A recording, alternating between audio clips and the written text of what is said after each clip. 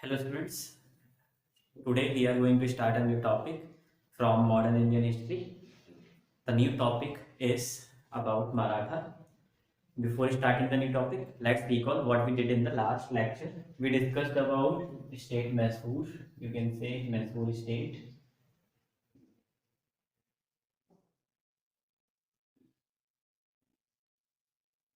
Let's recall what we did in this topic. We discussed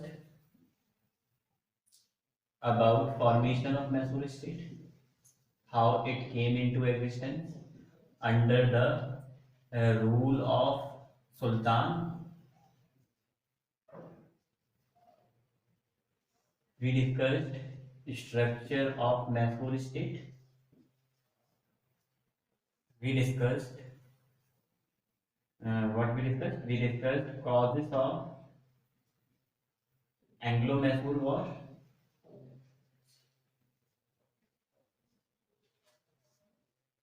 We discussed itself, Anglo-Mysore War itself.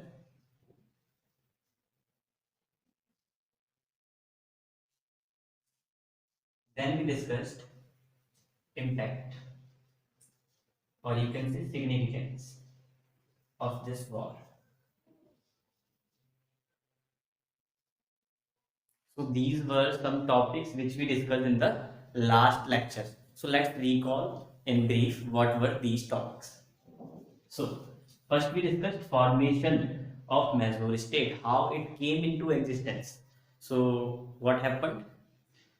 Mysore state was part of Vijayanagar Empire, as you know.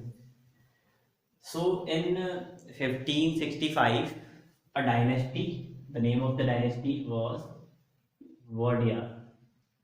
Wadiyar dynasty gained its power and Mysore state came into existence. Okay, gain in power and Mysore state came into existence. Then in 1761, what happened? A person, the name of the person is Hyder Ali, who was a military commander. He started gaining power and become a de facto ruler of Mysore. And then he again obtained the title of Sultan. So first he gained the power. He was a military commander, and then he became Sultan of Sultan of Mysore. This we discussed in the last lecture. If you want to know in detail, then you can watch the last lecture, which is which you can see on the left corner of the your video. Okay. Then we discussed structure of Mysore. What we discussed in the structure of Mysore? We discussed about army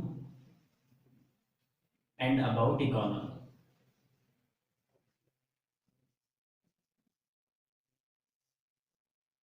We discussed in brief about army that there was a Risala system. In Risala system, what is Risala system? In Risala system, Hyder Ali wants to prepare his army on European lines. What is Risala system? A system of maintaining army, in which Hyder Ali wanted to maintain its army on European lines. It means in the same order, in the same manner as Europeans maintained their army. So, what were main features of the Risala system? The main features were the chief commander, or say commander in chief of military under Risala system was not assigned duty other than maintaining army. His only duty was to maintain army in emergency or in any case of war. He did not have responsibility of collecting revenues. Collecting revenues like in Mansabdari system and Zamindari system, the people used to collect revenues as well. They did not have the responsibility to collect to maintain army only. They also were responsible to collect revenues and some other responsibility as well. But in the Risala system, sole responsibility, one responsibility to maintain army. Understood? Then European lines you have understood. The same manner in which Europeans maintained their army. It means in European army, people were not appointed to maintain you can say order, peace and order, okay, public order, and they did not have a responsibility to collect revenue. Okay, so in the same manner, the Sala system was introduced. Then we discussed about economy. In economy, what we discussed? We discussed about four factors: tax collection, okay. We discussed about tax collection. We discussed about agriculture. We discussed about trade, and we discussed about the last thing, technology advancement. In economy, we discussed four things. First is tax collection. So how tax was collected in Mysore state? So tax was collected through salaried officials. So there were salaried officials who were appointed to collect revenue. Because of this, efficiency in revenue can be seen in the reign of Sultan. Okay, understood this? Let's move to the next. Next is agriculture.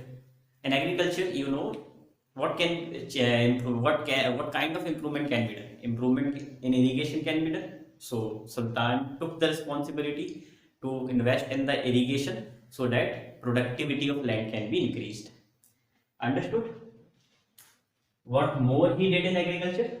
He not only invested in irrigation, he also promoted sericulture. Sericulture means production of silkworms, you can say, or breeding of silkworms to increase production of silk. Okay, he also promoted this as well. And what more he could do in agriculture? You know that agriculture was the main source of getting revenue. So he also uh, improvised in this field as well. What he did? He decided that how much tax should be collected, from a land.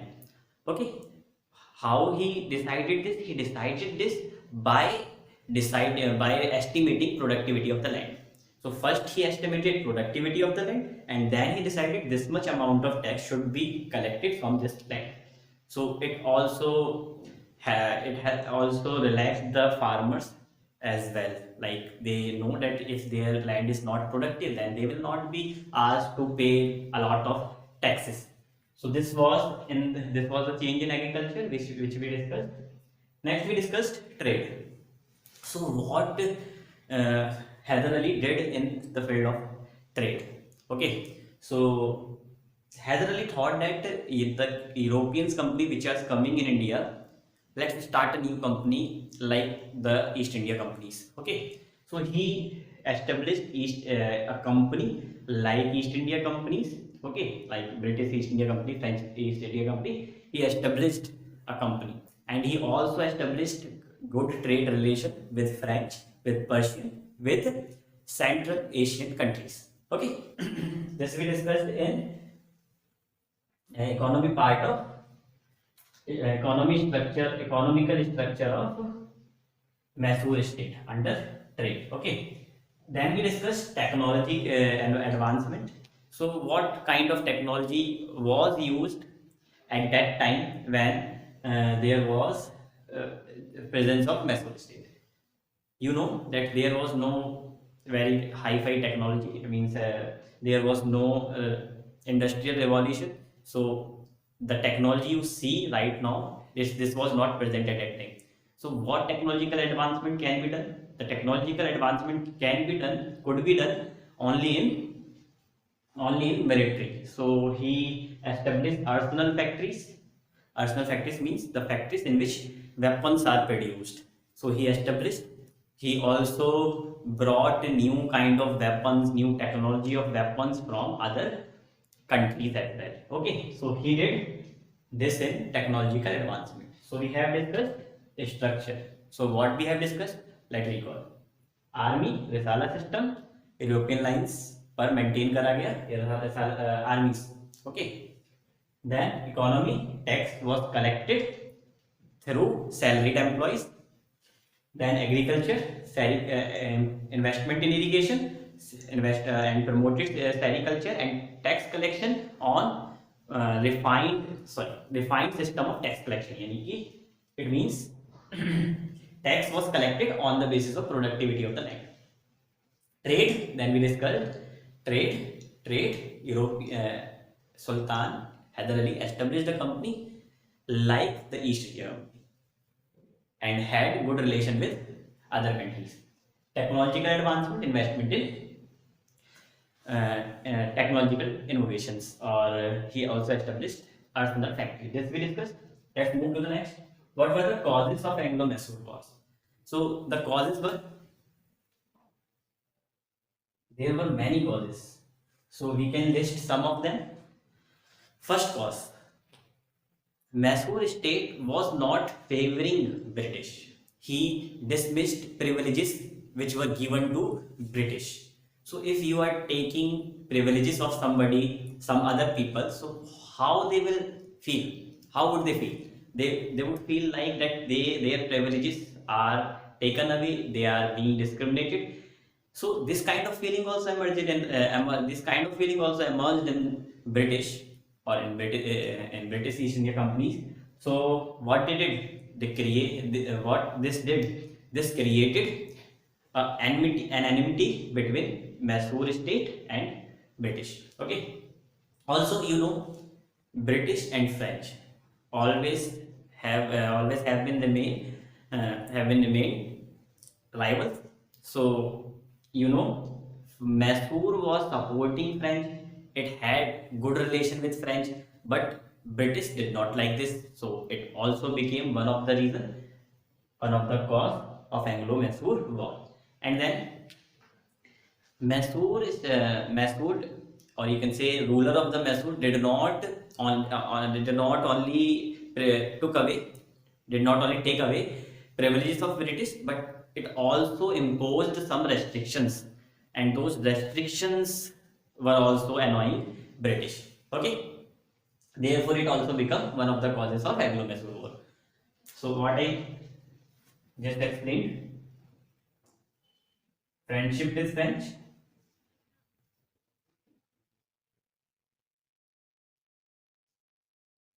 enmity of British. How? Taking privileges away,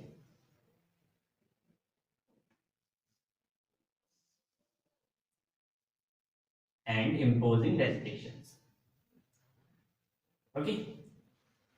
There, you also know, British had a great ambitions to expand their territories and expand their business. British East India Company wanted to expand its business at its pinnacle, and it requires a great market, a great territory. So their political ambitions and their economic ambitions were also the reasons because of Anglo-Mysore rivalry created, and they fought because of which. Okay, so you can say political and economic ambitions of British. What can be the other reason because of which they fought? The other reason can be British knew the fact that if anybody who can challenge the British authority in the future, it was going to be Sultan of Mysore. So they made a plan that how can we defeat Mysore. They tried, or you can say they did not make a plan. They only tried that how can they come over. How can they come over Mysore? Okay, so it was also one of the causes. Mysore appeared as threat. It was threat. Threat for what? Threat for British expansion. Okay. Apart from this, we can also say Mysore, Sultan of Mysore also understood this, that if anybody who is going to challenge them is the British. Okay, therefore they also created a rivalry between. They also took rivalry from British. Okay, understood. So these were main causes because of which Anglo-Mysore War took place. Let's discuss further. Then what were the Anglo-Mysore wars? There were 4 wars which were fought. Let's make a short note. 1767 to 69, 1780 to 84, 1790 to 92, 1799. So let's recall what were the years in which these main Anglo-Mysore wars fought. 3-year war, 67 to 69. 5-year wars, 80 to 89, 1780 to 84. Sorry. Then again 3-year war, 1790 to 1792, and then 1-year war, 1799. What we discussed, there were some treaties which were made during after the end of this war. These 3 wars were inconclusive. Treaty of Madras. Who wins? Hyder Ali won. Okay. Then Treaty of Mangalore. Treaty of Mangalore. Treaty of Srirangapattam. Srirangapattam or Srirangapattam, whatever you can write. Who won? First Tipu won, and then British. This we discussed. And at the last, Tipu Sultan, when he was offered, what he was offered? He was offered to accept subsidiary alliance. He denied and he said that living a life, dying a life of lion is better than living a life of dog. And on these words, he fought against British and lost his life. Okay, if you want details of these Anglo-Mysore wars, you can watch the video, the previous lecture. Okay, then what was the impact of these wars? So let's recall. I am not writing, I am only speaking what were the causes. You must try to remember what were the causes, what were the impacts or significance. Significance you can find out from the causes. Significance, like British thought that Mysore state can be the major threat for their in their process of expansion. So if they have lost, it means Mysore has lost. So who is going? So it was clear that British now are free, that they can expand their territory well. Okay. Now the major threat was only Maratha, so they could focus only on Maratha very well. Okay, you also understand this. Now the only focus of the British is going to be Maratha. They will fought Maratha. They will also made them subsidiary alliance. Okay, it is going to be impact or significance of Anglo-Mysore wars. Got it?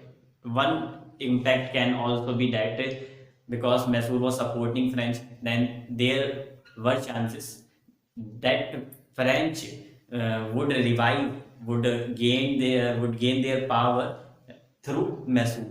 But now when Mysore has lost, then French cannot gain their powers. Okay, so this we did in the last lecture. I think I have explained pretty well. So now we are going to learn about Maratha. What we are going to learn, I have mentioned here so that you know, and I also know that what we are going to learn or what we are going to go through. Okay, let's learn this.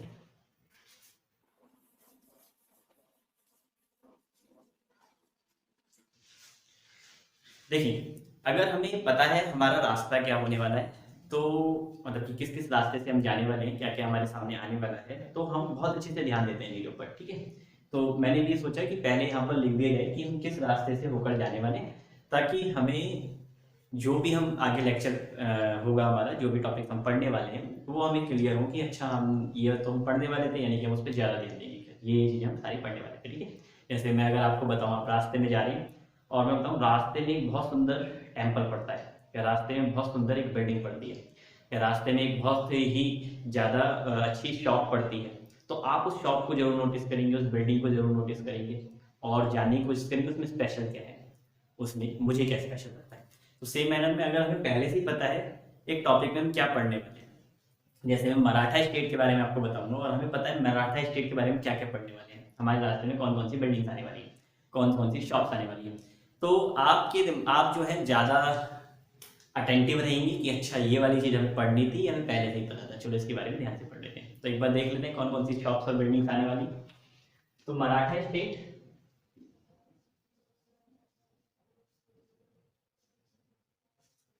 इसमें हम पहले तो timeline पढ़ेंगे।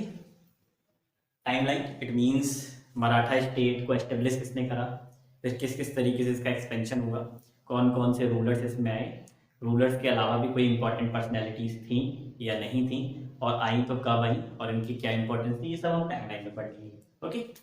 फिर हम structure of Maratha state पढ़ेंगे, जिसमें again हम क्या पढ़ने वाले हैं, इसमें हम उसका एडमिनिस्ट्रेटिव स्ट्रक्चर पढ़ने वाले हैं, और इसमें हम उसकी आर्मी के बारे में पढ़ने वाले हैं और इकोनॉमी के बारे में पढ़ने वाले हैं, ओके।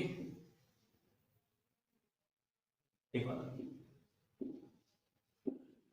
मैं मार्कर फिल कर देता हूँ।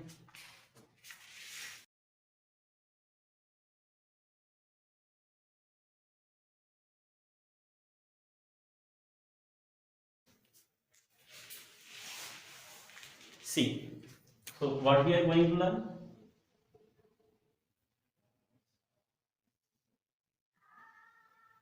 इसमें हम स्ट्रक्चर में हम तीन बातें पढ़ेंगे, three things will be discussed in structure of Maratha state. First administrative structure, second army, and third economy. This we are going to learn in this topic, structure of Maratha state. Administrative structure कैसा था, किस तरीके से इसे govern करा जाता था, administrate करा जाता था। आर्मी, आर्मी में कोई मेजर चेंजेस थे, कंपैरिजन करके हम पढ़ेंगे, जो मुगल्स अपनी आर्मी मेंटेन करते थे, क्या उसी लाइन पर मराठा भी अपनी आर्मी मेंटेन करते थे, और there was a different kind of army, okay.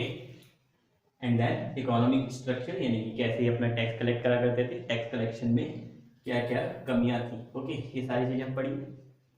फिर हम पढ़ेंगे थर्ड बैटल ऑफ पानीपत, 1761 तक जब से मराठा किंगडम एस्टेब्लिश हुआ था, ये क्या कर रहा था, ये अपनी बाउंड्रीज एक्सटेंड कर रहा था, यानी कि एक्सपेंशन हो रहा था मराठा किंगडम का। मराठा किंगडम मराठा एम्पायर की तरफ, मराठा एम्पायर बनने की तरफ अग्रसर था। It was heading towards becoming Maratha empire, but after 1761 when the third battle of Panipat was fought, the situation changed. How the situation changed we will discuss, okay. Then who were the major parties, क्या सिर्फ मराठा अकेले ही लड़ रहे थे, नहीं अपने आप से लड़ रहे थे क्या, नहीं। थर्ड बैटल ऑफ पानीपत में इंटरनल कॉन्फ्लिक्ट नहीं हो रहे थे, बल्कि इंटरनल कॉन्फ्लिक्ट तो थे, लेकिन इसके अलावा थर्ड बैटल ऑफ पानीपत में मराठा जो है वो लड़ते हैं किसी और पार्टी के खिलाफ, वो मुगल्स भी नहीं थे, क्योंकि मुगल्स मराठा के साथ लड़ रहे थे। अब मुगल्स मराठा के साथ क्यों लड़ रहे थे ये हम इसमें जानेंगे, ओके। इसके अलावा क्या जानेंगे, साथ में किसके खिलाफ लड़ रहे थे ये, क्या वो जिसके खिलाफ लड़ रहे थे वो क्या एक पार्टी थी या दो पार्टी थी या दो से ज्यादा पार्टी थी, ये भी हम समझेंगे। इसके अलावा हम क्या समझने वाले हैं, इसके अलावा हम समझने वाले हैं इस थर्ड बैटल ऑफ पानीपत की सिग्निफिकेंस क्या है, इसका क्या महत्व रहा, वो तो महत्व कह लें या इम्पैक्ट करें, तो क्या इसके इम्पैक्ट पड़ा और क्या इसके सिग्निफिकेंस है। इसके अलावा हम कॉज ऑफ डिफीट पढ़ेंगे मराठा की, मराठा हार जाते हैं, इससे पता लग रहा है कि मैंने यहाँ कॉज ऑफ डिफीट लिख रखा है, तो थर्ड बैटल ऑफ पानीपत में who lost? Maratha lost. Maratha lost यानी कि मराठा हार गए। हारने के बाद के मतलब कि हारने के कारण क्या है ये हम देखेंगे, ठीक है, कि किस वजह से हारे, ऐसी क्या प्रॉब्लम्स रही जिसकी वजह से वो हार गए। अभी तक वो एक्सपेंड कर रहे थे अपनी टेरिटरी और उसके बाद वो हार जाते हैं। हार क्यों जाते हैं इसका रीजन समझेंगे। फिर हम समझेंगे रीजन कि पानीपत पर न्यूमरस बैटल क्यों फॉट हुई और थर्ड बैटल ऑफ पानीपत भी वहां पर क्यों लड़ी गई, ऐसे क्या कारण रहे जिसकी वजह से third battle of Panipat was fought, sorry because of numerous battle was fought at Panipat. बात क्लियर हो जाती है यहाँ तक? ओके, तो आगे बढ़ते हैं। इसके बाद हम एक नेक्स्ट वीडियो बनाऊंगा मैं जिसमें आपको मैं एंग्लो मराठा वॉर के बारे में बताऊंगा, ठीक है, 3 वॉर्स जो हुए थे उसके बारे में डिटेल में पढ़ेंगे। अभी हम इस पर फोकस कर लेते हैं one by one topic, time नहीं।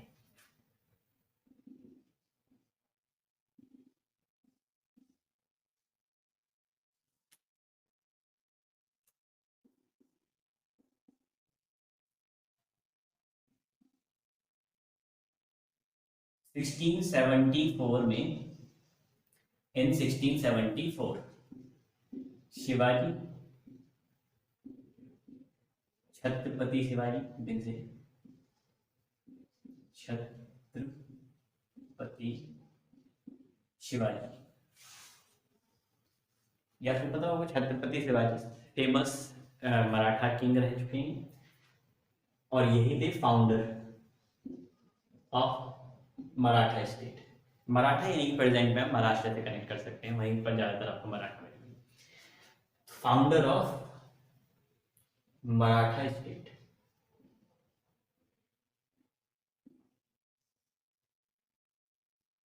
तो छत्रपति शिवाजी जो है मुगल से अपने आप को सेपरेट कर कर एक न्यू स्टेट एस्टेब्लिश करते हैं, मराठा स्टेट। तो इनको कहा जाता है फाउंडर ऑफ मराठा स्टेट। तो कब करते हैं, मतलब कि 1675 में डिक्लेयर कर देते हैं अपने आप को एक इंडिपेंडेंट किंग डिक्लेयर कर देते हैं। और एस्टेब्लिश इन्होंने क्या करा था, इन्होंने एस्टेब्लिश करा था, फाउंडर थे किसके, मराठा किंगडम की।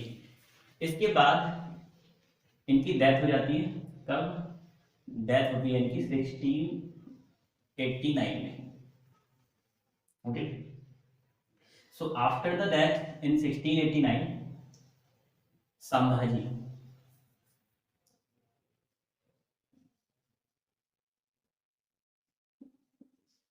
संभाजी जो है वो इनके सन क्या बनते हैं, नेक्स्ट रूलर बन जाते हैं। डेथ इनकी कब हुई है, डेथ हो गई, डेथ हो गई। डेथ के बाद 1689 में 1689 में 1689 में इनकी डेथ हो जाती है। और 1690 में जो संभाजी है ये क्या बन जाते हैं, ये रूलर बन जाते हैं, किंग बन जाते हैं मराठा के। उसके बाद अब कौन आने वाला है, अब आने वाले हैं इनके भाई।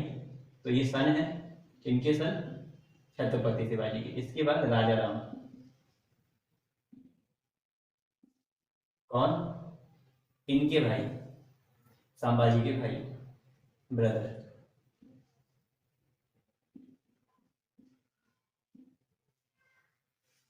ओके, ईयर्स में कुछ कंफ्यूजन है, ये 79 है और ये 80 है। तो 79 में शिवाजी की डेथ हो जाती है और उसके बाद 1780 में क्या होते हैं, संभाजी जो है वो रूलर बनते हैं। संभाजी रूलर बनते हैं किसके, रूलर मतलब किंग बनते हैं किसके, किंग ऑफ मराठा। और इसके बाद राजा राम जो कि ब्रदर होते हैं किसके, ब्रदर, ब्रदर ऑफ संभाजी, ये क्या बनते हैं, ब्रदर ऑफ संभाजी जो है रूलर बन जाते हैं मराठा के। बात ये कब बनते हैं, 1790 और 91, ठीक है, इसी में बनते हैं। 1790 में क्या बन जाते हैं, रूलर बन जाते हैं। मैं इसको मेंशन कर दूंगा नीचे, नीचे मेंशन कर दूंगा कि किस ईयर में बनते हैं। उसके बाद देखो इनको 1789 में, ओके ओके मुझे याद आ गया, 1789 में होता क्या है, संभाजी और मुगल की फाइट होती है, इसको भी रब कर देते हैं। 1789 में जो मराठा मतलब कि मुगल है, मुगल वर्सेस संभाजी यानी कि मराठा, इनकी फाइट होती है जिसमें मुगल क्या करते हैं, मुगल किल्ड कर देते हैं, मुगल किल्ड संभाजी संभाजी को केंद्र कर कर वो इनकी जो वाइफ है और इनका जो सन है, वाइफ एंड सन, सन का नाम है साहू, इसके सन को और इसकी वाइफ को क्या कर लेते हैं, हॉस्टेज बना लेते हैं, उनको एक तरीके से अपनी गिरफ्त में ले लेते हैं। और कब तक अपने साथ रखते हैं, जब तक औरंगजेब की डेथ नहीं हो जाती, 1707 तक अपने साथ रखते हैं। तो एक बार फिर से देखते हैं। देखिए 1674 में छत्रपति शिवाजी जो है वो अपने आप को एक इंडिपेंडेंट रूलर डिक्लेयर कर देते हैं मुगल से, फाउंडर ऑफ मराठा स्टेट। अब जब इन्हें इंडिपेंडेंट रूलर डिक्लेयर कर दिया तो मुगल्स को तो बुरा लगने ही वाला है। अब इसकी वजह से क्या रहेंगे, इनके मतलब कि मराठा और मुगल्स के बीच में कांस्टेंट राइवलरी रहने वाली है कुछ टाइम तक। ओके, जैसे देखें 1679 में क्या हो रहा है, डेथ हो गई छत्रपति शिवाजी की। फिर उसके बाद उनका जो सन है संभाजी, वो सीट पर आता है, वो मतलब कि थ्रोन संभालता है मराठा स्टेट का। उसके बाद ये भी मुगल से लड़ते हुए क्या हो जाता है, मारा जाता है। जब ये मारा जाता है तो इसकी वाइफ को और इसके सन साहू को क्या कर लिया जाता है, इसको हॉस्टेज बना लिया जाता है, उनको पूरी रिस्पेक्ट के साथ रखा जाता है। ठीक है, उनका रिलीजन कन्वर्ट नहीं कराया जाता है। क्यों? क्योंकि ये सोचते हैं कि फ्यूचर में साहू को मराठा के खिलाफ ही यूज करेंगे, ऐसा औरंगजेब ने सोचा होता है या मुगल्स ने सोचा होता है। बाकी जिसकी वजह से ऐसा किया जाता है। तो जब ये मर जाता है तो इसकी मतलब कि जब संभाजी की डेथ होती है तो डेथ के बाद राजा राम जो कि ब्रदर होता है,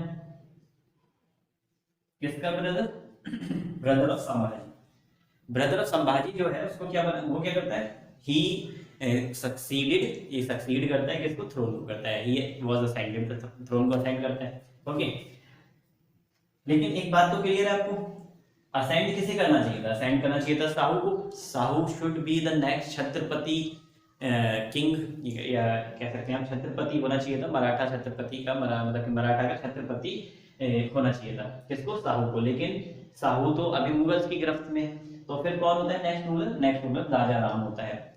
अब राजा राम भी जो है इसको एक डिजीज हो जाती है और 1700 में ये मारा जाता है, 1700 में इसकी क्या हो जाती है, डेथ हो जाती है।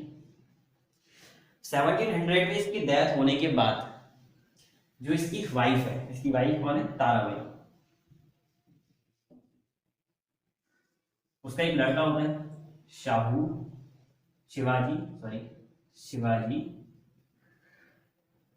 तो ऊपर लिखा, यहाँ शिवाजी 2 है।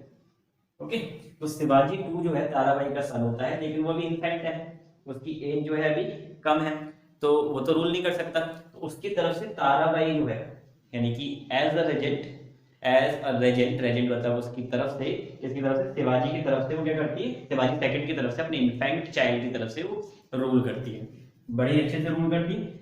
लेकिन 1707 में जब औरंगजेब की डेथ हो जाती है तो फिर नेक्स्ट मुगल्स जो है वो क्या समझते हैं, मतलब कि जो सक्सेसर ऑफ मुगल है अगले, वो क्या समझते हैं, वो समझते हैं कि अब यही सही टाइम है शाहू को रिलीज करने का। तो वो अपनी मतलब कि शाहू को कुछ मिलिट्री देते हैं और कहते हैं जाओ अपने थ्रोन के लिए लड़ाई करो। तो ये लड़ता है, कौन लड़ता है, शाहू लड़ता है, किसके खिलाफ लड़ता है, शाहू अपनी चाची के खिलाफ लड़ता है, अपनी आंटी के खिलाफ लड़ता है, ताराबाई, और जीत जाता है। ठीक है, जीतने के बाद शाहू को सब एक्सेप्ट कर लेते हैं, Shahu would be the next ruler. Okay, ये छत्रपति शाहू हो चुके हैं, छत्रपति किंग। बात क्लियर यहाँ तक। अब इसके बाद क्या होगा, इसके बाद जो है रूलर की वैल्यू कम हो जाएगी, किंग की वैल्यू क्या हो जाएगी, कम। यानी कि जो स्ट्रॉन्ग रूलर रहे हैं वो कौन कौन रहे हैं मराठा किंगडम में, एक छत्रपति शिवाजी, एक संभाजी और एक राजा राम। राजा राम भी इतने ज्यादा पावरफुल नहीं, लेकिन ये रूलर सबसे ज्यादा पावरफुल रहे। साहू भी पावरफुल था, लेकिन अब किंग की पावर कम होने वाली, क्योंकि अब जो है पेशवा एरा शुरू होने वाला है, पेशवा एरा। पेशवा एरा जब शुरू हुआ तो ये पेशवा होते क्या थे, पेशवा जो है पेशवा एक पोस्ट है, मान सकते हैं, एक पोस्ट भी है और एक हाउस भी है। हाउस मतलब बहुत सारे हाउस हुआ करते थे मराठा में, सिंधिया, होलकर, और पेशवा भी एक तरीके का ऐसे हाउस ही हुआ करता था। और गेकवाड़, ये सब क्या है, ये हाउसेस ऑफ मराठा किंगडम है, एक टाइप की फैमिलीज है, बहुत सारी फैमिलीज है, प्रोमिनेंट फैमिलीज है, उनको उनके बारे में हम पढ़ते हैं। पेशवा भी प्रोमिनेंट फैमिली था, और इसके अलावा पेशवा को एक पोस्ट भी बनाया गया। तो ये like PM, prime minister of present time, इसके पास इतनी पावर हो गई थी जैसे प्राइम मिनिस्टर के पास प्रेजेंट टाइम में होती है। तो पेशवा रस्म होता है, यानी कि प्राइम मिनिस्टर का रस्म होता है। और प्राइम मिनिस्टर के पास, यानी कि पेशवा के पास इतनी पावर हुआ करती थी कि जो रूलर थे, रूलर की जो पोस्ट थी वो क्या होती जा रही थी, वो फ्रेजाइल होती जा रही थी, कमजोर होती जा रही थी। यानी कि रूलर के पास इतनी पावर नहीं है जितनी पेशवा के पास हुआ करती थी। यहाँ पर है। अब आप सोचेंगे जब पेशवा एरा शुरू हुआ तो कौन कौन से वो रूलर्स थे, वो कौन कौन से पेशवास थे जो कि क्या थे, स्ट्रॉन्ग थे। तो स्ट्रॉन्गेस्ट पेशवास जो है उसमें 3 पढ़ते हैं। कौन, कितने पेशवास पढ़ते हैं, 3 पेशवास। वो 3 पेशवास के नाम आपको याद रखने, मुझे भी याद रखने, सभी को याद रखने, क्योंकि वो सबसे ज्यादा इंपॉर्टेंट है। कौन कौन से, पहले बालाजी विश्वनाथ,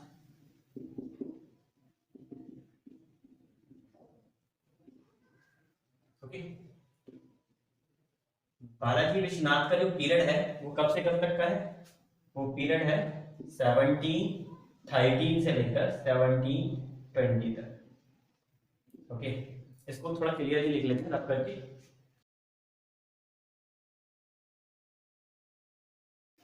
देखिए हम टाइमलाइन पढ़ रहे हैं, याद रखना है क्या पढ़ रहे हैं, timeline, timeline of Maratha rule.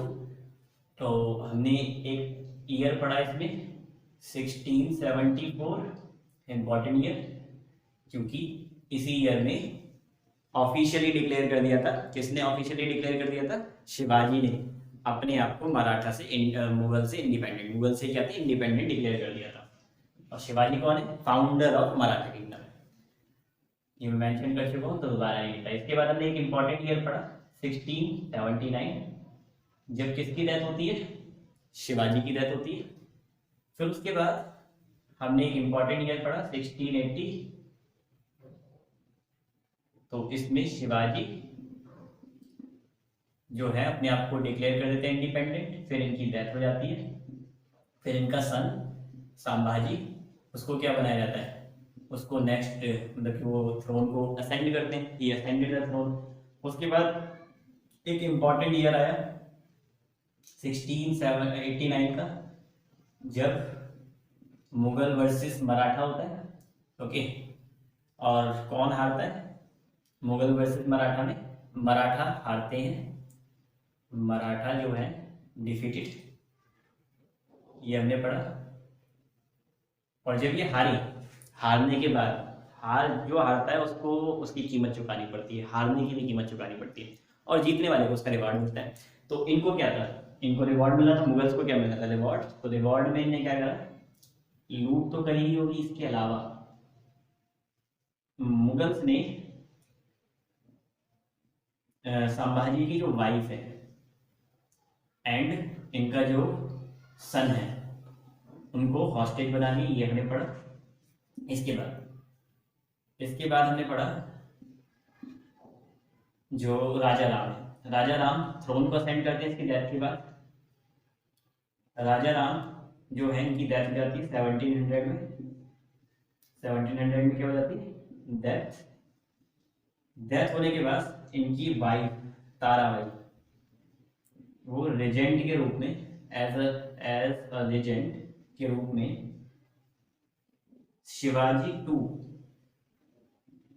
Shivaji second की ओर से क्या करती हैं, रूल करती हैं। कब तक करती हैं, 1707 तक, ठीक है। तो कौन से इंपॉर्टेंट ईयर्स पढ़े थे, 1674, 1679, 1680, 1689, 1700 है ना। और उसके बाद हमने क्या पढ़ा, उसके बाद हमने 1707 में शाहू वर्सेस ताराबाई हुआ, लड़ाई हुई, शाहू को रिलीज करा गया पहले, औरंगजेब की डेथ के बाद लड़ाई हुई, शाहू जीता और वो नेक्स्ट रूलर ऑफ मराठा बन गया। ये हमने किस में पढ़ा, तो यहाँ तक पढ़ा। अब हम देखते हैं एरा, किसका एरा शुरू हो रहा है, एरा ऑफ पेशवा। पेशवा जो है, शिवाजी ने ही पेशवाशिप का आइडिया एस्टेब्लिश करा था, ये प्रोपाउंड करा था। ओके, और पेशवा पहले जो थे हेरिडिटरी नहीं हुआ करते थे। हेरिडिटरी मतलब पेशवा जो भी है उसका बेटा नेक्स्ट पेशवा नहीं बनता था। लेकिन उसके बाद हुआ क्या, कब, किसके बाद, पहले ईयर देख लेते हैं। 1713 जब पहली बार बालाजी विश्वनाथ, ये भी मैंने नाम लिखा था, बालाजी विश्वनाथ, बालाजी विश्वनाथ जब पेशवा बनाए गए शाहू के टाइम पर, शाहू के टाइम पर बालाजी विश्वनाथ जब पेशवा बनाए गए तो इन्होंने एक काम करा, फर्स्ट टाइम इन्होंने पेशवाशिप को हेरिडिटरी बना दिया। Peshwaship was made hereditary. Okay, hereditary मतलब इसको मतलब कि वंशवाद वाला बना दिया कि जो राजा का बेटा है, जैसे राजा बनेगा ऐसे पेशवा का बेटा है वो पेशवा बनेगा। बात ठीक है, यानी कि अब आपको बात समझ आ रही है, पेशवा का पीरियड समझ आ रहा है। अगर ये पेशवाशिप को क्या बना सकता है, हेरिडिटरी बना सकता है, तो ये कितना पावरफुल होगा। इसने पेशवाशिप को हेरिडिटरी बना दिया, यानी कि एडमिनिस्ट्रेशन में एक बड़ा चीज ला दिया। तो यहां से भी आपको इसकी पावर का अंदाजा हो रहा होगा। इसके अलावा इसने क्या करा ये देखते हैं। देखिए, जब मुगल्स वीक होना शुरू हुए, पहले क्या थे, मुगल्स वीक नहीं थे, 1707 से पहले मुगल्स वीक नहीं थे, तो मराठा अपनी पावर को इंक्रीज नहीं कर पा रहे थे, अपनी टेरिटरीज जो है इंक्रीज नहीं कर पा रहे थे। लेकिन जैसे ही जो हमारे स्ट्रॉन्ग, मतलब कि जो स्ट्रॉन्ग मुगल रूलर था औरंगजेब, जब वो मारा गया तो उसके बाद क्या हुआ, उसके बाद वीक सक्सेसर्स आना शुरू होते हैं। कौन शुरू होते हैं, वीक सक्सेसर्स ऑफ मुगल्स आना शुरू होते हैं। और मराठा उस टाइम पावरफुल हो चुके थे, ठीक है, कमजोर के आगे थोड़ा ताकतवर भी बहुत ज़्यादा ताकतवर होता है। तो मराठा भी कहते हैं वो पावरफुल हो चुके थे। अब वो अपनी टेरिटरीज एक्सटेंड करना शुरू करते हैं, यानी कि शाहू जो है वो भी काफ़ी सारे मिशंस निकालता है जिससे territories of Maratha kingdom could be increase. So they did this. What was the role of Balaji Vishwanath? Balaji Vishwanath consolidated मतलब उसने इंटीग्रेट कर लिया मराठा किंगडम के अंदर उन टेरिटरीज को जिसको शाहू ने क्या करा था, शाहू ने इनको एक्सपेंड करा था। बात क्लियर? तो शाहू ने जितनी टेरिटरीज एक्सपेंड करी थी, बालाजी ने उसे क्या करा, कंसोलिडेट करा, कंसोलिडेशन करा इसने ऑफ कंकर्ड टेरिटरी। जो कंकर्ड टेरिटरीज है, टेरिटरीज ऑफ शाहू, उनको क्या कर दिया, कंकर्ड टेरिटरीज ऑफ शाहू को या कंकर्ड टेरिटरीज बाय शाहू को उन्होंने कंसोलिडेट करा, उन्होंने अपने मराठा किंगडम में इंटीग्रेट कर लिया। इसके अलावा इन्होंने क्या करा, इसके अलावा 1719 में ये इस कैपेबल हो गए कि इन्होंने मुगल से ये बात मनवा ली। करते क्या थे, देखो सिंपल सी बात थी, इनका मेन सोर्स ऑफ रेवेन्यू क्या था, लूट, ठीक है, डकैती करो, लूट करो और पैसे आ जाएंगे बस, और फिर उसके बाद किंगडम को चलाना, यही सोर्स था। अब इससे मुगल्स परेशान थे कि ये तो रोज हमारी जो जनता है, हमारी जो प्रजा है उसको परेशान करते रहते हैं, तो एक काम करते हैं, इनको राइट्स दे देते हैं। अब एक तो रीजन हम ये देख सकते हैं कि वो डकैती करा करते थे, मतलब लूट करा करते थे, लूट को रोकने के लिए मुगल्स ने ऐसा करा, और दूसरा वो डर गए थे ये तो अपनी टेरिटरीज भी एक्सटेंड करते जा रहे हैं, तो ये हमारे लिए थ्रेट बन सकते हैं। इसलिए उन्होंने सीधे सीधे 1719 में मराठाओं को कह दिया कि आप जो है ना अपनी, मतलब कि इन पर्टिकुलर टेरिटरी से चौथ एंड सरदेशमुखी कलेक्ट कर सकते हैं। ओके, चौथ और सरदेशमुखी क्या है, लैंड रेवेन्यू या ट्रिब्यूट है ये, ठीक है। जैसे देखिए चौथ जो है ये 1/4 ऑफ द प्रोड्यूस हुआ करता था, यानी कि जितना भी प्रोड्यूस हुआ है पर्टिकुलर रीजन में, तो वहां पर क्या होगा, पर्टिकुलर पर्सन ने जितना भी करा उसका 1/4 उसे मराठाओं को देना पड़ता था, ठीक है। सरदेशमुखी क्या होता था, जितना चौथ दिया, यानी कि मान लेते हैं 100 रुपये किसी ने 100 रुपये का मतलब कि गेहूं ग्रो करे, तो इसका 1/4 यानी कि 25 तो देना पड़ेगा मराठाओं को, और उसका भी 10% 2.5 क्या देना पड़ेगा, सरदेशमुखी राजाओं को ट्रिब्यूट की तरीके से देना पड़ेगा। सरदेशमुखी मतलब ट्रिब्यूट की तरीके से, और ये लैंड रेवेन्यू की तरीके से। बात क्लियर? सरदेशमुखी और चौथ क्या हुआ करते थे, और ये मुगल्स ने लीगली ऑफिशियली डिक्लेयर कर दिया था कि you can collect Chauth and sardeshmukhi from these territories conquered, ठीक है। बात क्लियर? तो आपको इम्पोर्टेंस समझ आ रही होगी बालाजी विश्वनाथ की, क्या इंपॉर्टेंस है यहाँ पर, ठीक है। तो मेन है यहाँ पर इन्होंने कंसोलिडेशन करा। इसके बाद अब आपको पता है क्योंकि हेरिडेटरी हो चुकी है पेशवाशिप, तो नेक्स्ट जो पेशवा होने वाला है जो कि 1720 में होगा, वो सन होगा बालाजी विश्वनाथ का और उसका नाम है बाजीराव। मूवी भी देखी होगी आपने।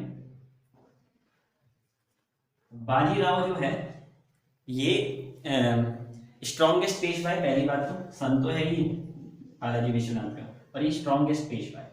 सबसे ज्यादा स्ट्रॉन्ग पेशवा अभी तक हुआ है तो वो हुआ है बाजीराव। एक बात इसके बारे में ये याद रखनी, स्ट्रॉन्गेस्ट पेशवा। इसने भी कुछ अचीवमेंट करी। इसकी अचीवमेंट है इन्होंने पुर्तगीज की जो टेरिटरीज है उनको कॉन्कर्ड कर दिया, उनको अपने कब्जे में ले लिया। कौन कौन सी टेरिटरी? सालसेट, सेल्सेट एंड बेसी। इसको इसने अपने मतलब कि इसको इसने मुगल टेरिटरी में इंक्लूड कर लिया था, ये इसकी अचीवमेंट थी। इसने मुगल्स जो इन्फ्लुएंस थी, इन्फ्लुएंस ऑफ मुगल्स को एक्सटेंड करा कहाँ तक? गुजरात तक, मालवा तक। एक्सटेंडेड इन्फ्लुएंस यानी कि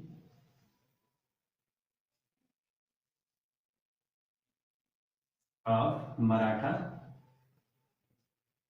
to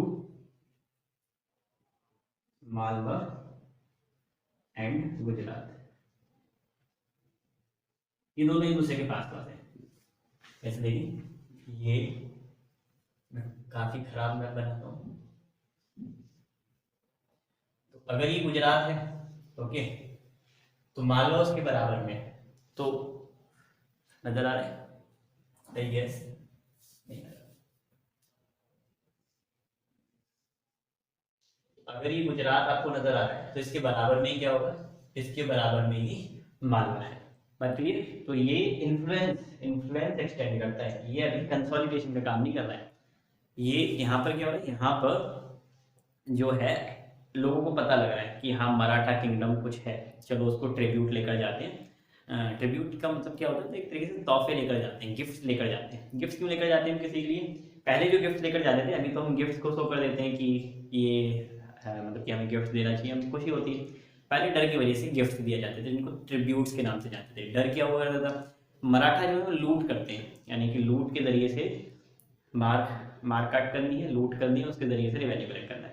So to save themselves from the loot from the Maratha side, the ruler of particular regions used to give tributes to Marathas so that they will not loot the territories of the king. Okay, उन king की territories को मतलब कि लूट ना करें, लूटे ना, इस वजह से क्या होता था?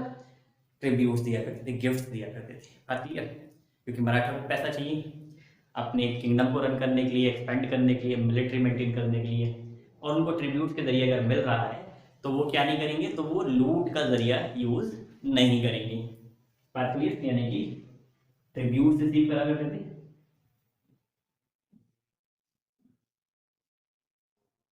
इसके अलावा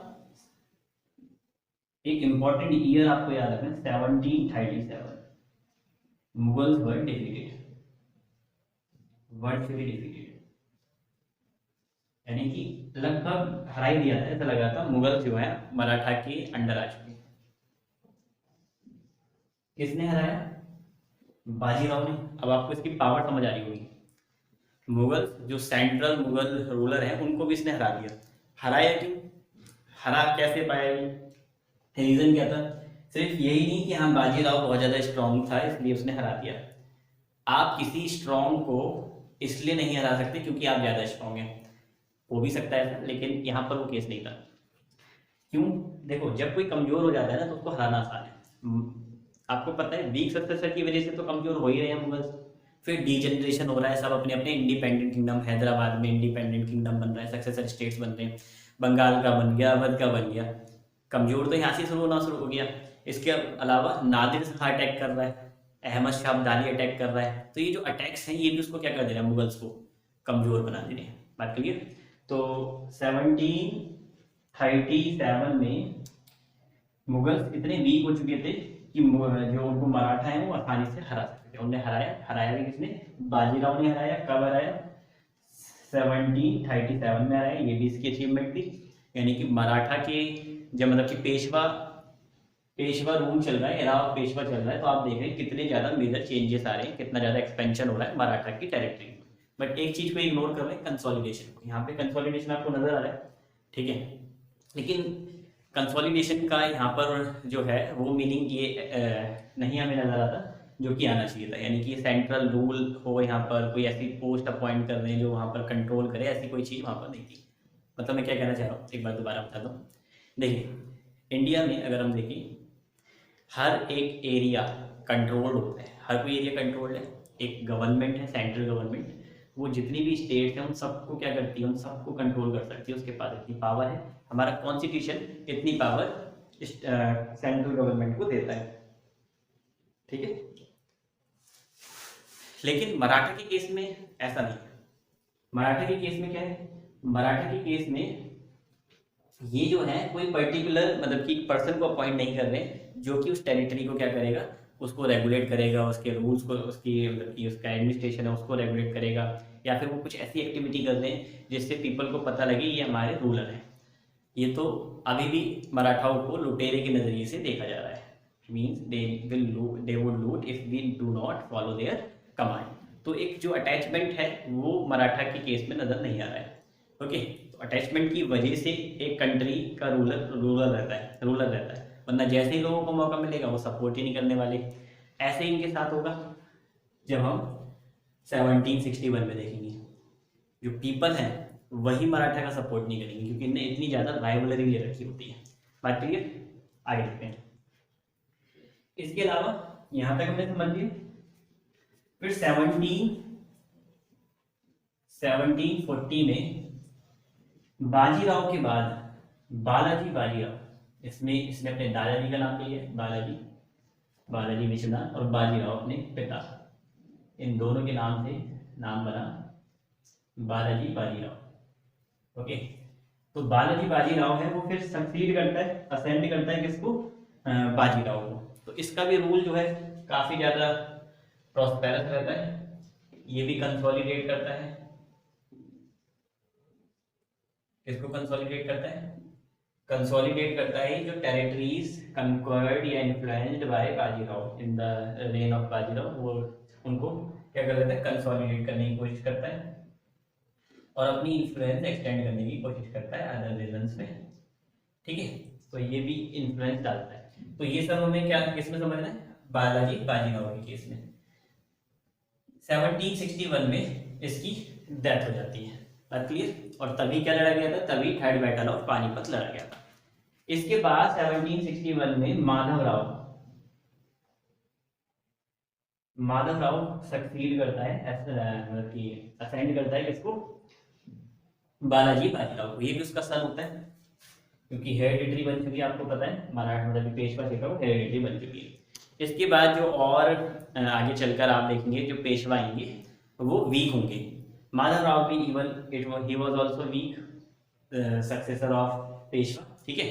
पेशवाशिप में अगर हम देखें ये कमजोर था लेकिन इतना कमजोर नहीं था। माधव राव के बाद जो नारायण राव आया या फिर रघुनाथ राम आया, ठीक है।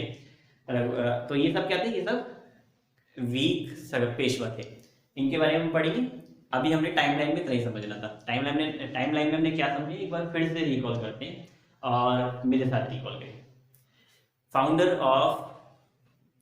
ऑफ मराठा कौन था? शिवाजी। इसने कब अपने आप को डिक्लेयर करा? इसने अपने आप को कब इंडिपेंडेंट डिक्लेयर करा मुगल से? तो आप कहेंगे कौन से ईयर में? 1674 में डिक्लेयर कर दिया इंडिपेंडेंट किंगडम। ओके, इसके बाद नेक्स्ट जो सक्सेसर था, सक्सेसर ऑफ शिवाजी कौन था? छत्रपति शिवाजी का सक्सेसर कौन था? तो सक्सेसर आप बताएंगे संभाजी। संभाजी किस ईयर में सक्सेस मतलब कि सक्सीड करता है शिवाजी को? तो आप बताएंगे 1680। उसके बाद क्या होता है?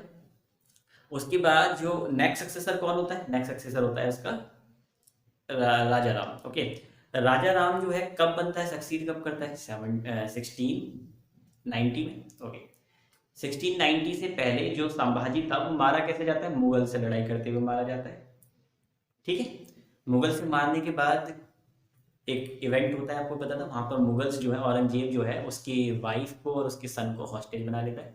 ठीक है।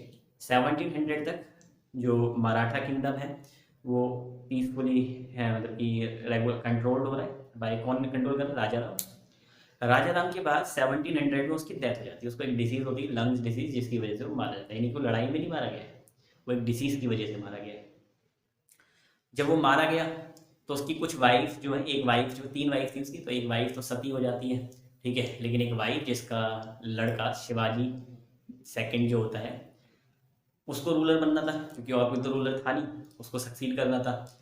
लेकिन वो अभी इन्फेंट था, वो अभी इतना एज का नहीं था कि वो रूल कर सके। तो उसकी ओर से उसको रिजेंट कर दी है कि एज अ रिजेंट वो जो है ताराबाई उसकी मदर थ्रोन को सक्सीड करती है, सेंड करती है। बात क्लियर। इसके बाद 1707 इंपॉर्टेंट ईयर्स, जब शाहू जो है was release from the Mughals hostage, from the Mughals hostage से उसे रिलीज कर दिया जाता है, क्योंकि औरंगजेब की डेथ हो जाती है। सोचते हैं यही सही टाइम है मराठाओं को कमजोर करने का। अब ये जाएगा वहाँ पर, उन्हें हराएगा और फिर हमारा साथ देगा। लेकिन ऐसा हुआ नहीं। ऐसा उन्होंने सिर्फ सोचा था कि ये हमारा साथ देगा, मुगल्स ने सोचा, क्योंकि हमारे साथ रहा इतने टाइम तक तो हमारी इन्फ्लुएंस आ गई होगी। लेकिन ऐसा होता नहीं। फिर हमने पेशवा एरा पढ़ा। पेशवा एरा में जो हमने पेशवा एरा पढ़ा, उस पेशवा एरा में हमने देखा जो पहला पेशवा, स्ट्रॉन्गेस्ट, मतलब पेशवास का हमने टाइम पढ़ा, तो उसमें स्ट्रॉन्गेस्ट पेशवा, मतलब पहला पेशवा जो आता है, one of the strongest Peshwas, उसमें आता है बालाजी बाजीराव। बालाजी बाजीराव 1730 शाहू की कनकर्ड टेरिटरीज को कंसोलिडेट करता है। मुगल्स से वो, मतलब मुगल से वो जो चौथ और सरदेशमुखी के राइट्स हैं उनको कलेक्ट कर पाता है। ये उसने करा, ये बेसिक चीज़ हमने पढ़ी। इसके बाद हमने 1720 में ये पढ़ा, 1720 में, ठीक है। 1720 में उसका सन, क्योंकि इसने हेरिडेटरी बना दिया था, हाँ, तो हेरिडेटरी इसने क्योंकि पेशवाशिप को बना दिया, इसकी वजह से उसका सन बाजीराव, बाजीराव नेक्स्ट रूलर बनता है, नेक्स्ट पेशवा बनता है, सॉरी। तो वो मतलब पोर्तुगीज टेरिटरीज को वन करता है, बताया मैंने, सालसेट और बेसिन को। और वन करने के बाद वो कुछ अपनी इन्फ्लुएंस मालवा और गुजरात पर डालता है। ठीक है। उसके बाद उसको वो मुगल्स को भी डिफीट कर देता है, वर्चुअली डिफीट वो देता है। ये भी हमने पढ़ा कब? 1737 में। ईयर्स इंपॉर्टेंटली आपको ये याद रखने, क्योंकि ये इंपॉर्टेंट ईयर है। अगर आप एग्जाम में यूज़ करेंगे या मैं एग्जाम में यूज़ करूँगा, मैं भी देने वाला हूँ, तो ये बेनिफिट करेगा हमें। ठीक है। तो हमें ईयर्स याद रखने, because they are going to be influential, because they are important.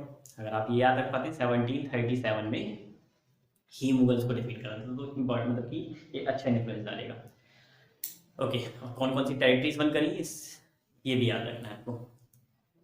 Balaji, sorry, Bajirao के बाद बालाजी बाजीराव 1740 में सक्सीड करते हैं, नेक्स्ट पेशवा बनते हैं, और उसके बाद वो 1761 में उनकी डेथ हो जाती है, और उसके बाद माधव राव उनको सक्सीड करते हैं। ये हमने पढ़ा है। अब आगे पढ़ते हैं। टाइम लाइन हमें पढ़नी है।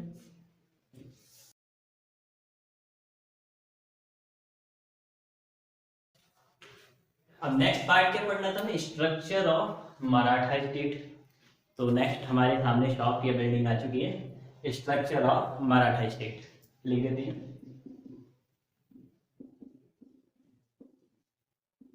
Structure of Maratha state. इसमें पहला हमें पढ़ना है एडमिनिस्ट्रेटिव स्ट्रक्चर।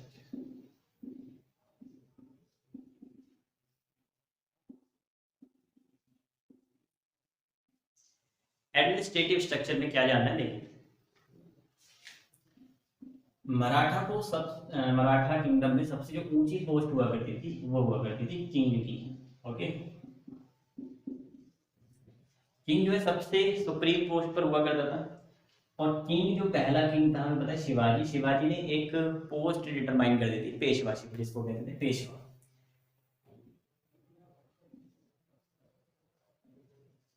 ओके। ब्राह्मण कास्ट हुआ करती थी पेशवाई।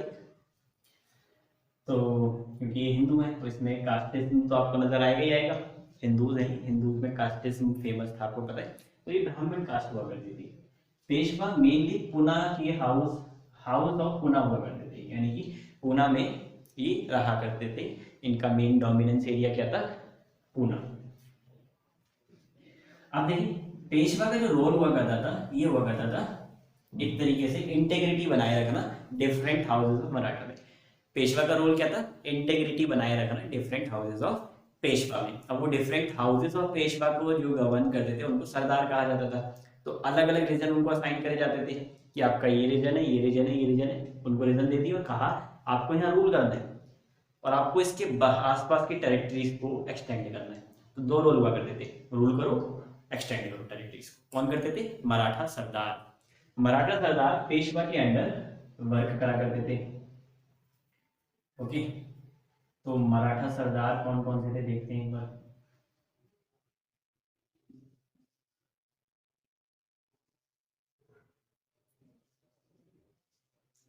ये चार मेन मराठा सरदार थे जिनके आपको नाम याद रखने हैं। चार पर्टिकुलर एरिया में ही। कौन कौन से एरिया में देखते हैं पहले, देखें।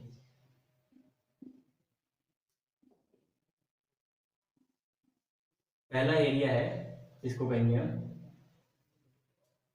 एक मिनट, जीएस, यानी कि ग्वालियर में सिंधिया। सिंधिया की स्पेलिंग आपको अलग अलग नजर आएगी, कहीं कहीं पर आप सिंधिया की स्पेलिंग ये देखेंगे, कहीं कहीं पर सिंधिया की स्पेलिंग आप यहाँ देखेंगे। दोनों में से कोई सी यूज कर सकते हैं। तो ग्वालियर के जो सरदार थे वो कौन थे? सिंधिया। तो ये सरदार है, मराठा सरदार। तो आपको ये बात याद रखनी है। जीएस क्यों लिखा है मैंने? जीएस, ग्वालियर सिंधिया। ओके, जब हम एक छोटी सी कोई छोटा सा मतलब कोई हिंट अपने दिमाग को दे देते हैं कि इस तरीके से हमें याद रखना है, तो हमें लॉन्ग टर्म तक याद रहता है, हम रिकॉल भी कर पाते हैं। इसलिए मैंने इसको ऐसे दे दिया। ऐसे देखिए, आई यानी कि इंदौर, आई से पहले आता है एच, तो इंदौर में होलकर जो है वो रूल करा करते थे। आई से पहले एच आता है। मैंने तो इस तरीके से अपने दिमाग को समझा रखा है। आप कैसा भी पैटर्न सेट कर सकते हैं अपने दिमाग में, what ever kind of pattern you want, create a pattern and like it. Indore में होलकर हुआ करते थे, बात क्लियर। और फिर एक हुआ करता था जिसे कहते हैं ग्वालियर हो गया, इंदौर हो गया, और क्या था?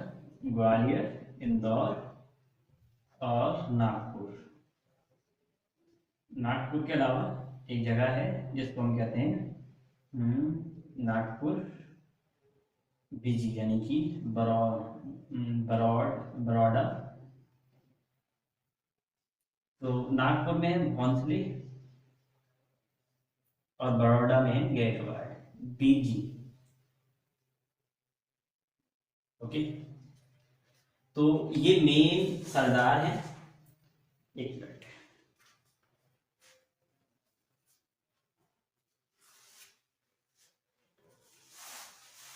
तो ये मेन सरदार है। नागपुर में भोंसले और बड़ौदा में गायकवाड़। तो कुछ ना कुछ अपने आप दिमाग को हिंट देनी कि कैसे आप इसकी याद रख सकते हैं। ओके, सो सरदार का क्या काम हुआ करता था मैंने बता दिया। इनको एक टेरिटरी दे दी, एरिया दे दिया, that this is your area and what you are going to do, you are going to rule in this particular territory and you are going to expand the particular territory nearby you, this is your duty। बात clear? किसके under ये work कर रहे हैं? पेशवा के अंदर work कर रहे हैं। यहाँ तक मेरे ख्याल से आपको बात क्लियर होगी। एक बात और बताता हूँ मैं आपको, शिवाजी जो है वो भोंसले हाउस से बिलोंग करते थे, ठीक है, बात क्लियर। आगे देखते हैं। तो ये हमारा एडमिनिस्ट्रेटिव स्ट्रक्चर हो गया। इसके अलावा एडमिनिस्ट्रेटिव स्ट्रक्चर में क्या पढ़ना है? देखिए, हमारी इंडिया जो है उसको यूनियन बोला जाता है, यूनियन ऑफ इंडिया। लेकिन जो मराठा स्टेट था वो यूनियन नहीं था, वो एक कॉन्फेडरेसी था। कॉन्फेडरेसी, एक कॉन्फेडरेसी क्या होती है? कॉन्फेडरेसी में स्टेट के पास ज्यादा पावर होती है और सेंटर के पास कम पावर होती है, यानी कि किंग के पास कम पावर है और इन कॉन्फेडरेसी जो है इनके पास ज्यादा पावर है। तो यहाँ पर भी देखने के लिए मिलेगा, किंग जो है कम पावरफुल है और ये सरदार जो है ज्यादा पावरफुल है। जब भी डिस्प्यूट होगा तो कोई भी सरदार हो सकता है वो मना कर देगा कि मैं सपोर्ट नहीं कर रहा। ओके, और सपोर्ट नहीं मिलेगा, इसी की वजह से हम एक रीजन ये भी पढ़ेंगे कि मराठा हारेंगे, इसी रीजन की वजह से, क्योंकि Maratha state was a confederacy, it was not a union, not a union, in union the center has more power, but in confederacy states has more power. तो ये जो सरदार हैं इनको ये रीजन दे रखे हैं, टाइप की स्टेट्स हैं और स्टेट्स के पास ज़्यादा पावर है। आगे देखते हैं। इसके बाद अब हमें क्या डिस्कस करना है, army.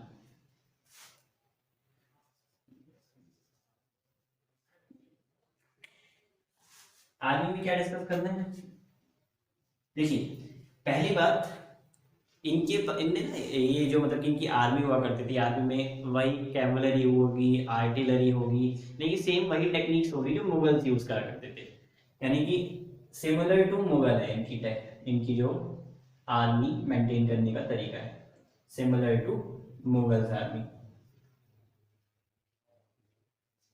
There was no major difference between the army of Mughal and army of Maratha. But however, there was a difference in the technique of fighting. Maratha जो है ना छोटी आर्मी के साथ भी बड़ी बड़ी फौजों को हरा दिया करते थे अपने इलाके में। वो इलाका जो था वो पहाड़ों से घिरा हुआ था, जंगल से घिरा हुआ था, और उस जगह पर एक वॉर टेक्निक बड़ी फेमस हुआ करती थी, गोरिल्ला टेक्निक। तो ये गोरिल्ला टेक्निक जो है, इसमें क्या होता था, अचानक से किसी के सामने आना, उस पर अटैक कर देना। पहले तो वो अचानक से सामने आओगे डर जाएगा, और डरने के बाद उसको अटैक कर देना है, और अटैक करने से क्या होगा, उसे हराना आसान हो जाता है। तो ये टेक्निक कौन यूज करा करते थे, एक मिनट,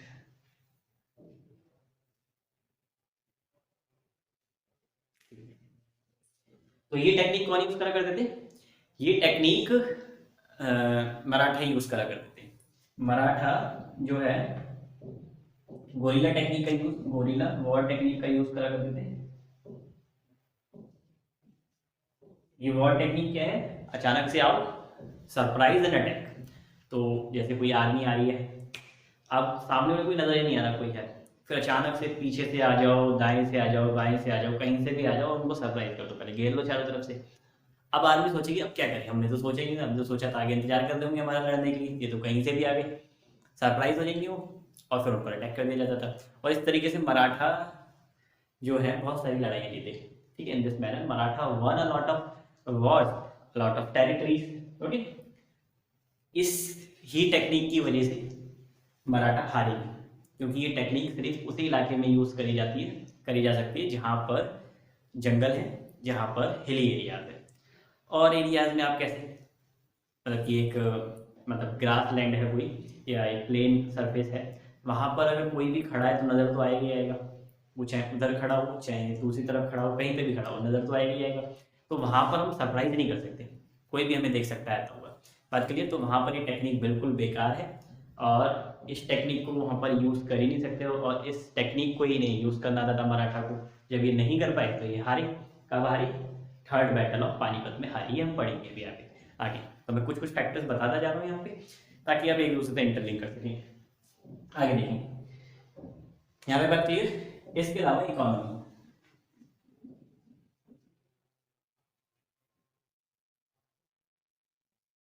इनकी इकोनॉमी में जो रेवेन्यू था उसके दो ही मेजर सोर्स थे, एक चौथ एंड सर्विस की,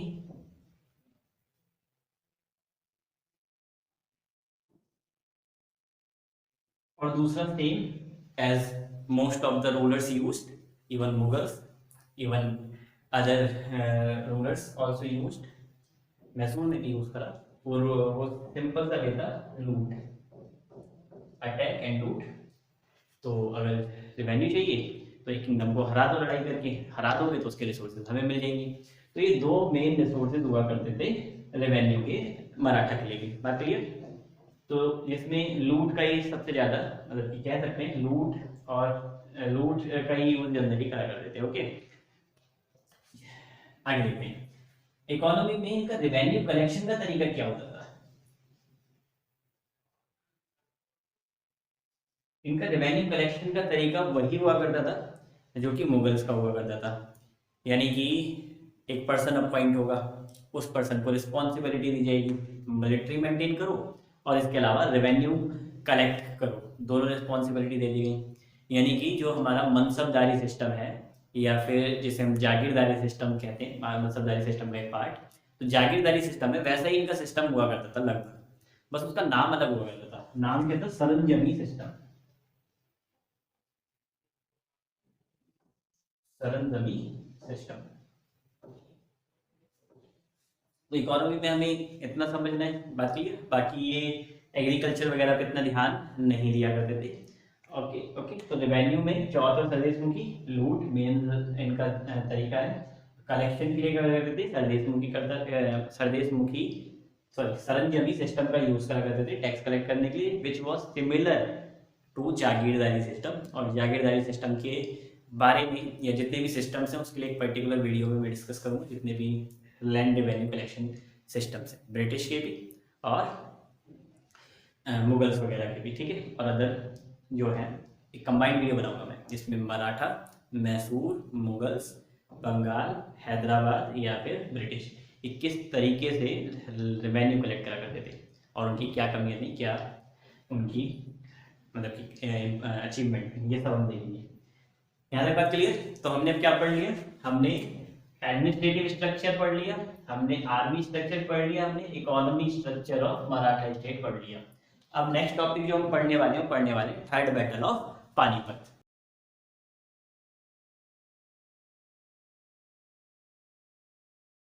चलिए नेक्स्ट टॉपिक कर लेते हैं, थर्ड बैटल ऑफ पानीपत। पहले बैटल समझ लेते हैं कब होती है।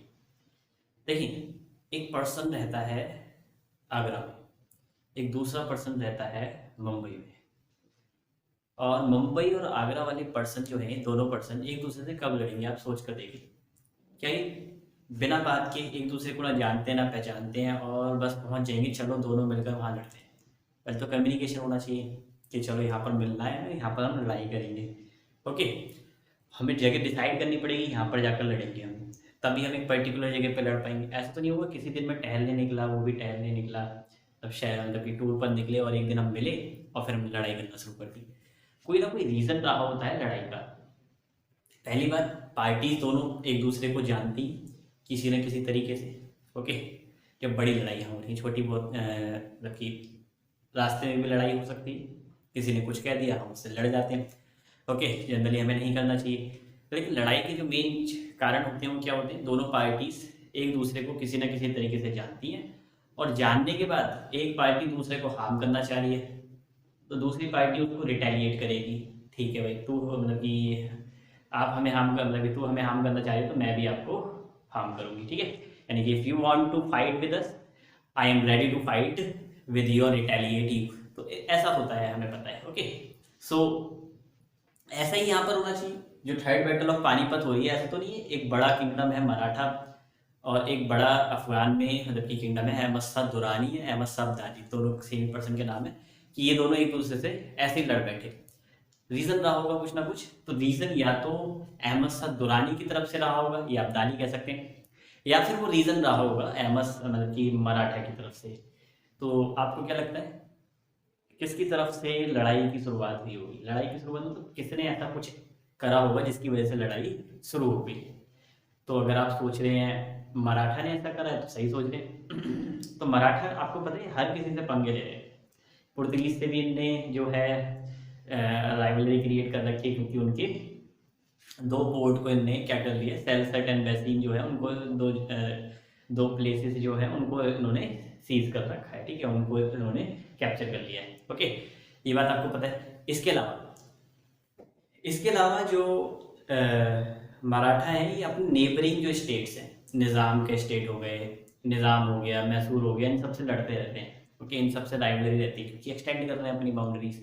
ऐसे ही ये अवध या जो रोहिलखंड है like to the central Delhi, तो जो ये है ये इनसे भी किसी न किसी तरीके से कभी कभी डायरेक्टली तो कभी कभी इनडायरेक्टली क्या करते रहते हैं, मतलब कि कॉन्फ्लिक्ट्स में रहते हैं।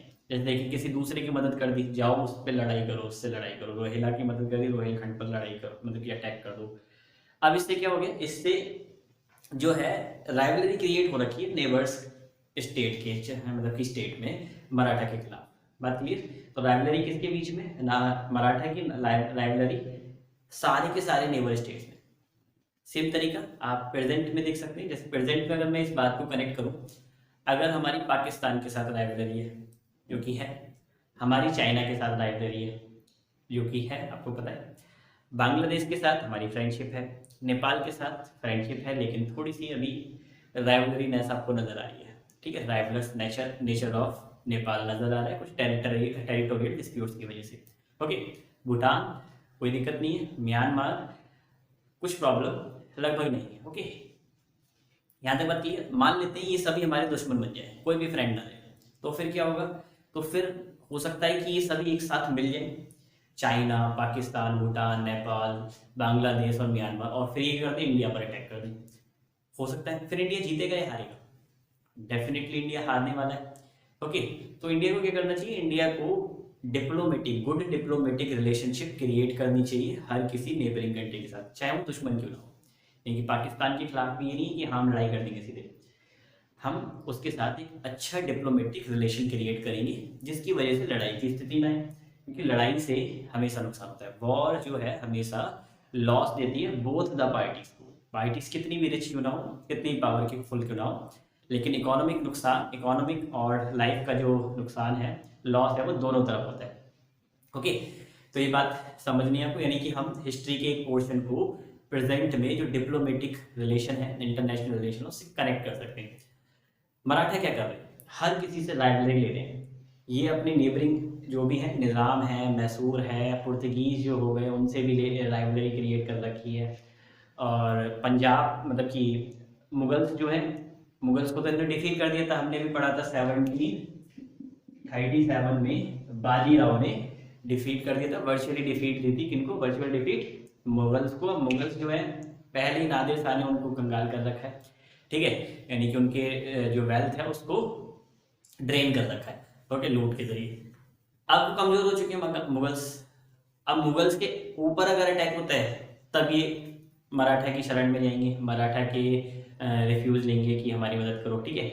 तो मुगल्स को तो मराठा के साथ ले लेना है, देना ही देना है, मतलब कि मुगल और मराठा जो है एक साथ रहेंगे। इनके बीच में तो एक ऑटोमेटिकली एक ट्रीटी हो गई है कि हाँ, जब भी लड़ाई होगी तो मुगल और मराठा एक साथ लड़ेंगे। ओके, अगर नहीं लड़ेंगे, मराठा चाहते हैं कि वो सेंट्रल मतलब कि जो नॉर्थ स्टेट है, नॉर्थ इंडिया है, उस पर भी रूल करें, और रूल करने के लिए जो है उसको रक्षा भी करनी पड़ेगी, बचाना भी पड़ेगा। और नॉर्थ इंडिया में रह रहे हैं मुगल्स, तो मुगल्स की रक्षा करने की जिम्मेदारी भी किन की आ जाती है? प्रोटेक्ट करने की responsibility is given to the Maratha. Okay, ये बात क्लियर है।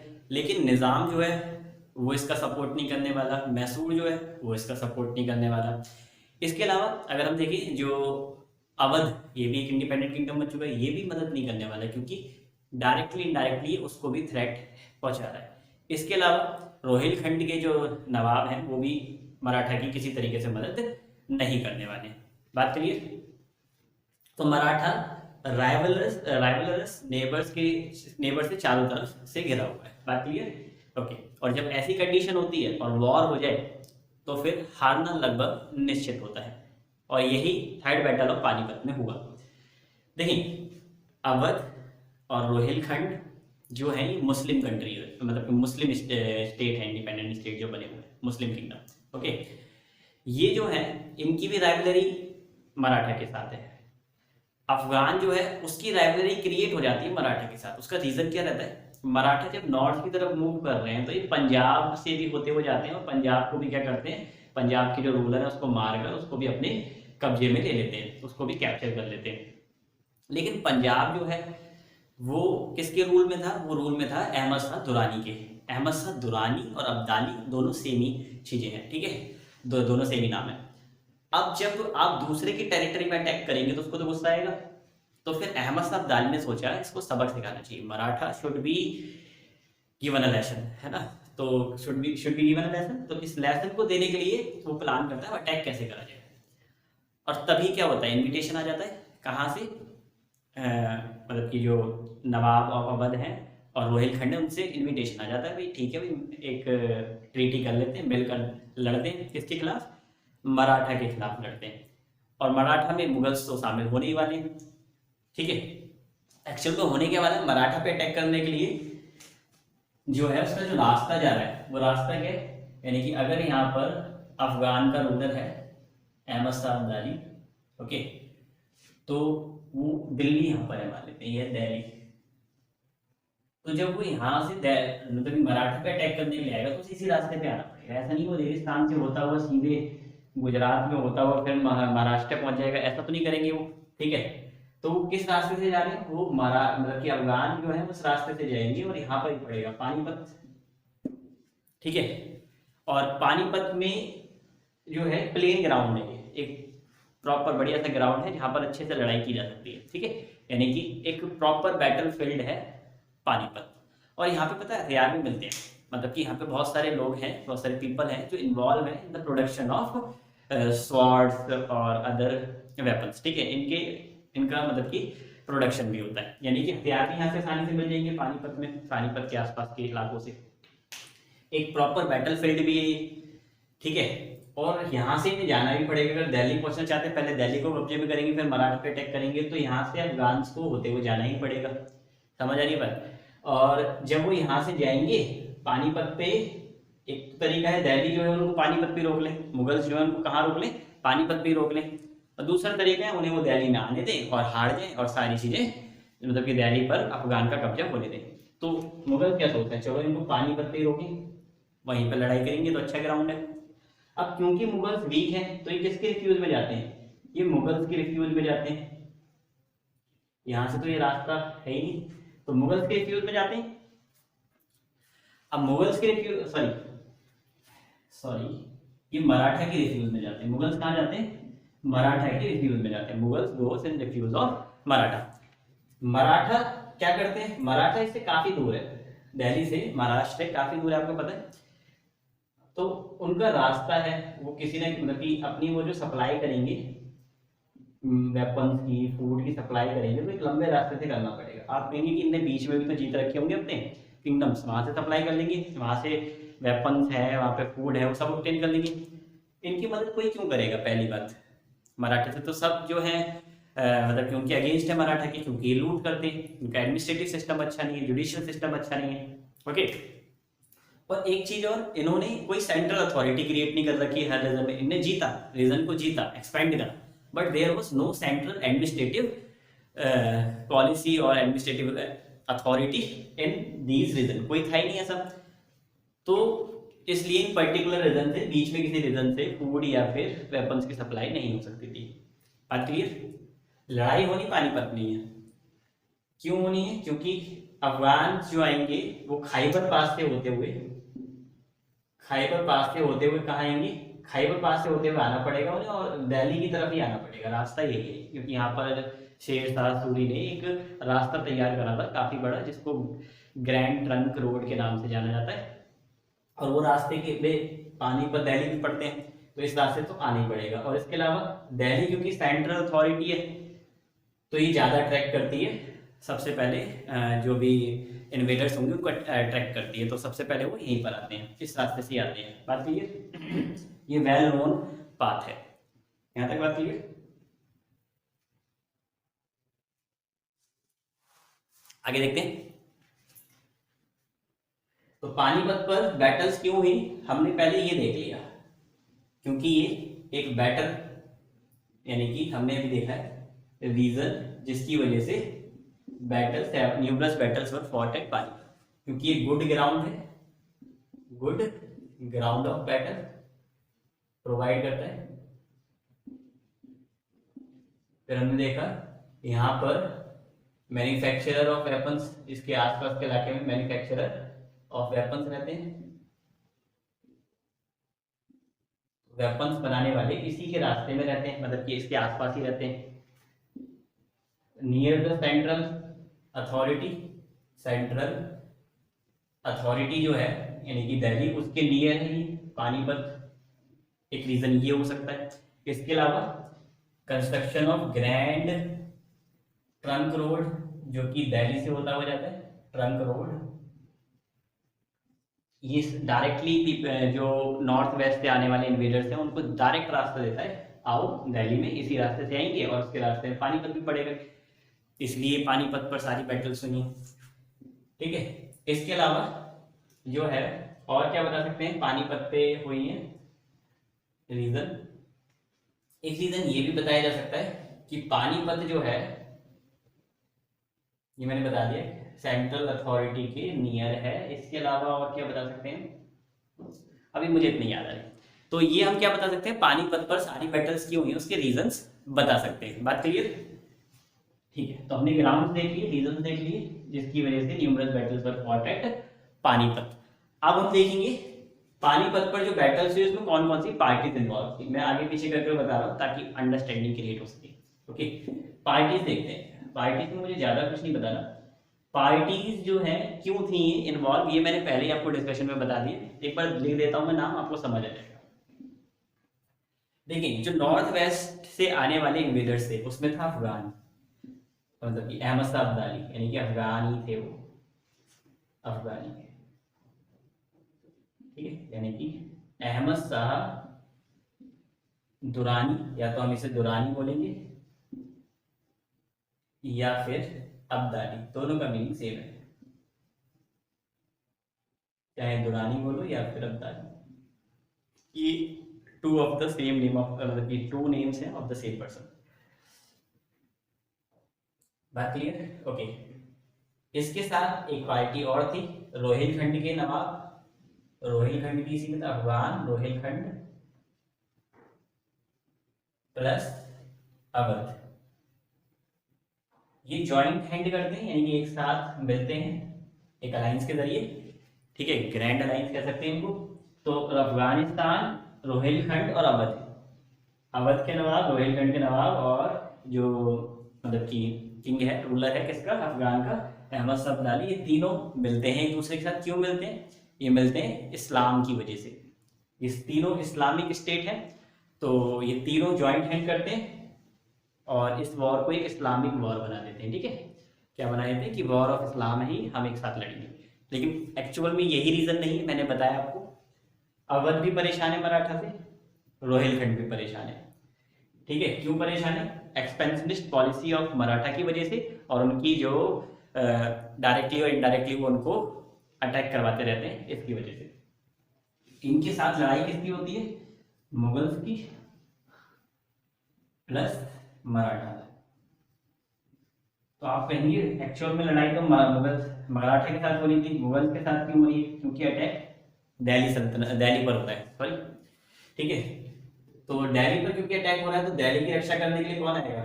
मुगल, मराठा, क्योंकि मराठा ने मुगल्स को हराकर उनको अपने अंडर कर रखा है, और बस इन रिटर्न उन्होंने कहा है ठीक है, हम आपकी जब भी कोई आप पर अटैक होता है एक्सटर्नल, तो मदद करेंगे, और यही मदद करने जाने वाले हैं। ठीक है। हाँ, एक मेरे को फैक्टर और याद आया जो मैंने बताया भी था आपको डिस्कशन में। मैंने बताया था एक्सपेंशन ऑफ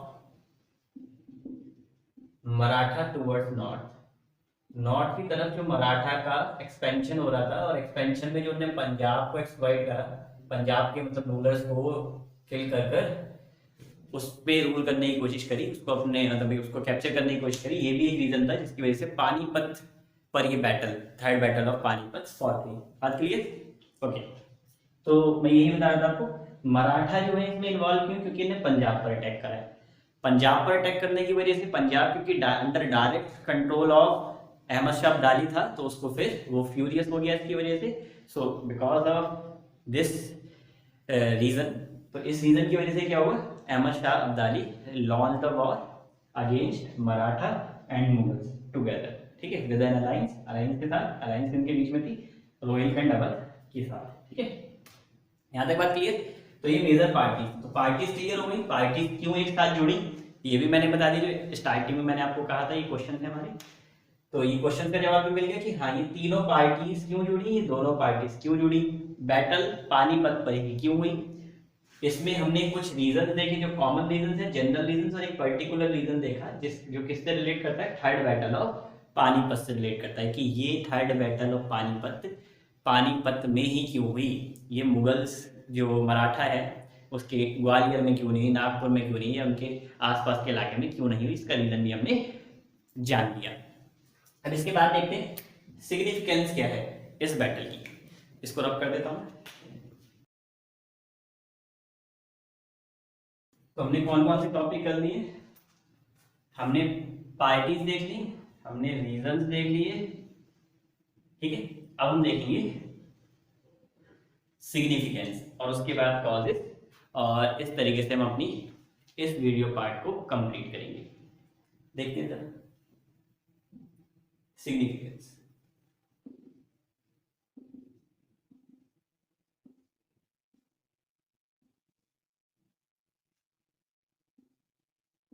1761 में जो ये वॉर हुआ, ये वॉर एक डिसिसिव वॉर था, यानी कि इसमें मराठा बुरी तरीके से हार गए। बात क्लियर? मराठा क्या हुए, बैडली उनको डिफीट करा गया। तो बैडली डिफीट करने के बाद मराठा जो है वो वीक हो चुके हैं। डिसिसिव वॉर, ओके, मराठा जो है वो बैडली डिफीटेड है, उनको बहुत ज्यादा नुकसान हुआ है।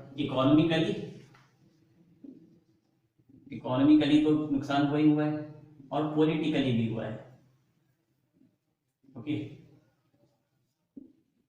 इकोनॉमिकली और पॉलिटिकली उनको बहुत ज्यादा नुकसान पहुंचा है। कैसे नुकसान पहुंचा है?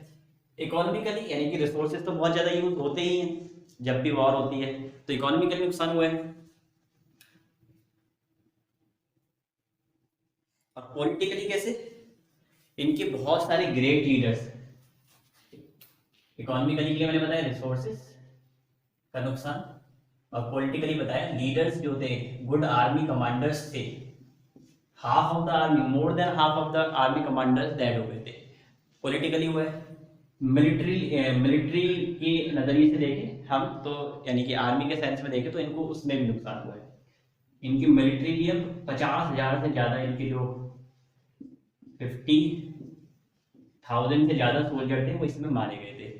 तो हम देख सकते हैं मिलिट्री के मतलब in the sense of military they also had to suffer through losses. बात क्लियर? तो ये इनको लॉसेस हुए, तो ये इसकी सिग्निफिकेंस है।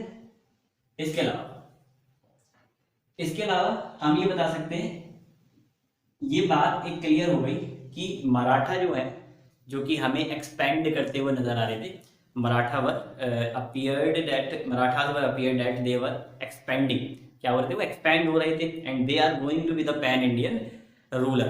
तो पैन इंडियन रूलर कौन होने वाले थे? मराठा, ऐसा लग रहा था। एक बात क्लियर हो गई इस बात से, मतलब कि इस वॉर से, Maratha are not going to be pan India ruler. समझ आएगा? तो ये भी एक इसकी सिग्निफिकेंस है थर्ड बैटल ऑफ पानीपत की। ये वॉर क्लियर करती है that मराठा जो है वो भी वीक है, ये पैन इंडिया रूलर नहीं बन सकते। लेकिन वीकनेस एक हार से कैसे पता लग रही है? ये सिर्फ हार से पता नहीं लग रही, इसकी और भी रीजन है, मतलब कि और भी इसकी बैकग्राउंडिंग से, जब हम कॉज ऑफ मराठा डिफीट पढ़ेंगे तब इसको डिस्कस करेंगे कि इसी बात से, कि इस वॉर से कैसे पता लगे कि मराठा जो है वो पैन इंडिया रूलर नहीं बनने वाले। पैन इंडिया मतलब पूरे इंडिया के रूलर नहीं बनने वाले। ठीक है, पैन का मतलब ये वाला पैन नहीं, पैन मतलब कंप्लीट। इसके अलावा British were indirectly benefited, British जो है ये इनडायरेक्टली बेनिफिटेड थे।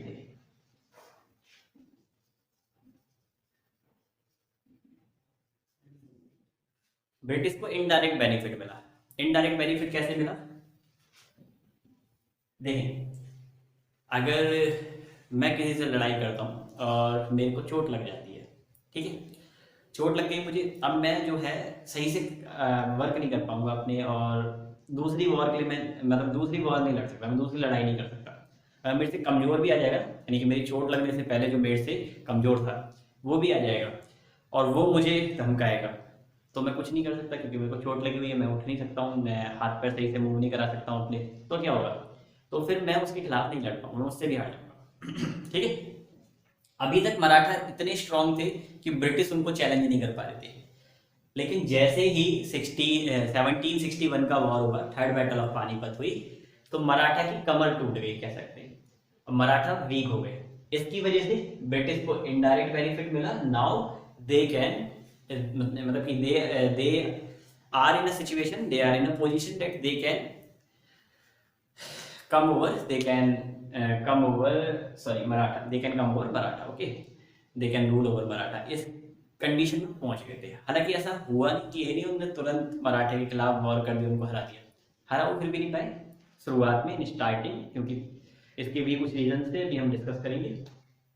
बट इनडायरेक्ट बेनिफिट मिला, कुछ हद तक तो मराठा वीक हो गए थे।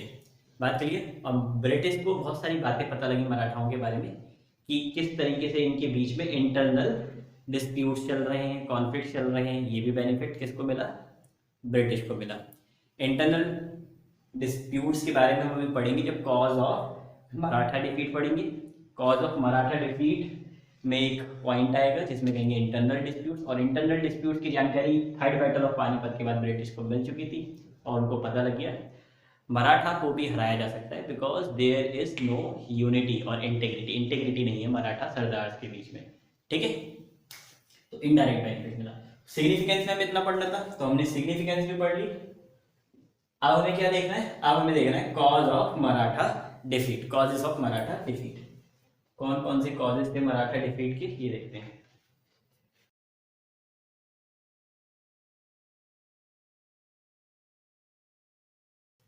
चलिए देखते हैं मराठा डिफीट का, मराठा की डिफीट का वन कॉज हो सकता है जियोग्राफिकल फैक्टर या जियोग्राफिकल फैक्टर्स। देखिए मराठा जो है वो स्पेशलिस्ट हैं, वॉर लड़ने के स्पेशलिस्ट हैं, किसमें, इन हिली एरियाज या हिली टेरन, हिली टेरन में, और जो फॉरेस्ट टेरन है उसमें ये स्पेशलिस्ट है अपनी गोरिल्ला टेक्निक की वजह से।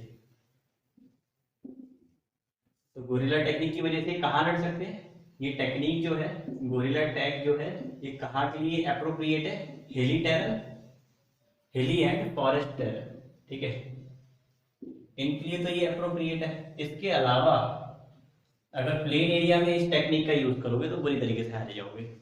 और आपको पता है पानीपत जो है, पानीपत जो है ये एक मतलब कि ग्रास लैंड एरिया है, यानी कि प्लेन एरिया, यहाँ पर फॉरेस्ट तो है नहीं, यहाँ पर हिली एरिया भी नहीं है। तो मराठा ग्रास लैंड मतलब कि इसमें अपनी जो फेमस स्पेशल स्किल है गोरिल्ला वॉर टेक्निक, इसका यूज नहीं कर सकते थे। ये ज्योग्राफिकल फैक्टर हो गया। एक ज्योग्राफिकल फैक्टर हम ऐसे ही बता सकते हैं, मराठा ज्योग्राफिकली, मराठा की जो सेंट्रल अथॉरिटी थी ज्योग्राफिकली काफी दूर थी। महाराष्ट्र जो है काफी दूर है, आपको पता है मराठा की जो ये सेंट्रल अथॉरिटी है काफी दूर है, और वो लॉन्ग रूट जो था वो लॉन्ग सप्लाई रूट बन गया, यानी कि वेपन की सप्लाई होगी, फूड की सप्लाई होगी, ये काफी लंबे रास्ते से आती थी। ठीक है, जिसकी वजह से भी उनको लड़ाई में प्रॉब्लम आई, बैटल्स में प्रॉब्लम आई। बात क्लियर। तो ये जियोग्राफिकल फैक्टर्स हो गए। कुछ पॉलिटिकल फैक्टर्स भी थे। पॉलिटिकल फैक्टर्स में कौन कौन से बता सकते हैं, इंटरनल डिस्प्यूट,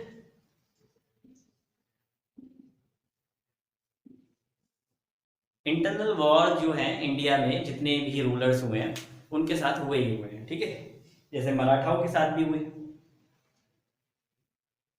मराठाओं के साथ भी इंटरनल वॉर्स हुए। जैसे देखिए सिंधिया और होलकर जो है, होलकर और सिंधिया जब लड़ाई होती है तो ये पार्टिसिपेट ही नहीं करते, ये वॉर में पार्टिसिपेट ही नहीं करते। अब जब दो मेजर सरदार जो है मराठा किंगडम के वो पार्टिसिपेट नहीं कर रहे तो वैसे ही सपोर्ट कम हो जाना है मराठाओं का। ठीक है, तो इस वजह से भी क्या होगा, इस वजह से भी मराठा हारे, एक पॉलिटिकल फैक्टर हो गया। इसके अलावा राइवलरी फ्रॉम नेबर स्टेट,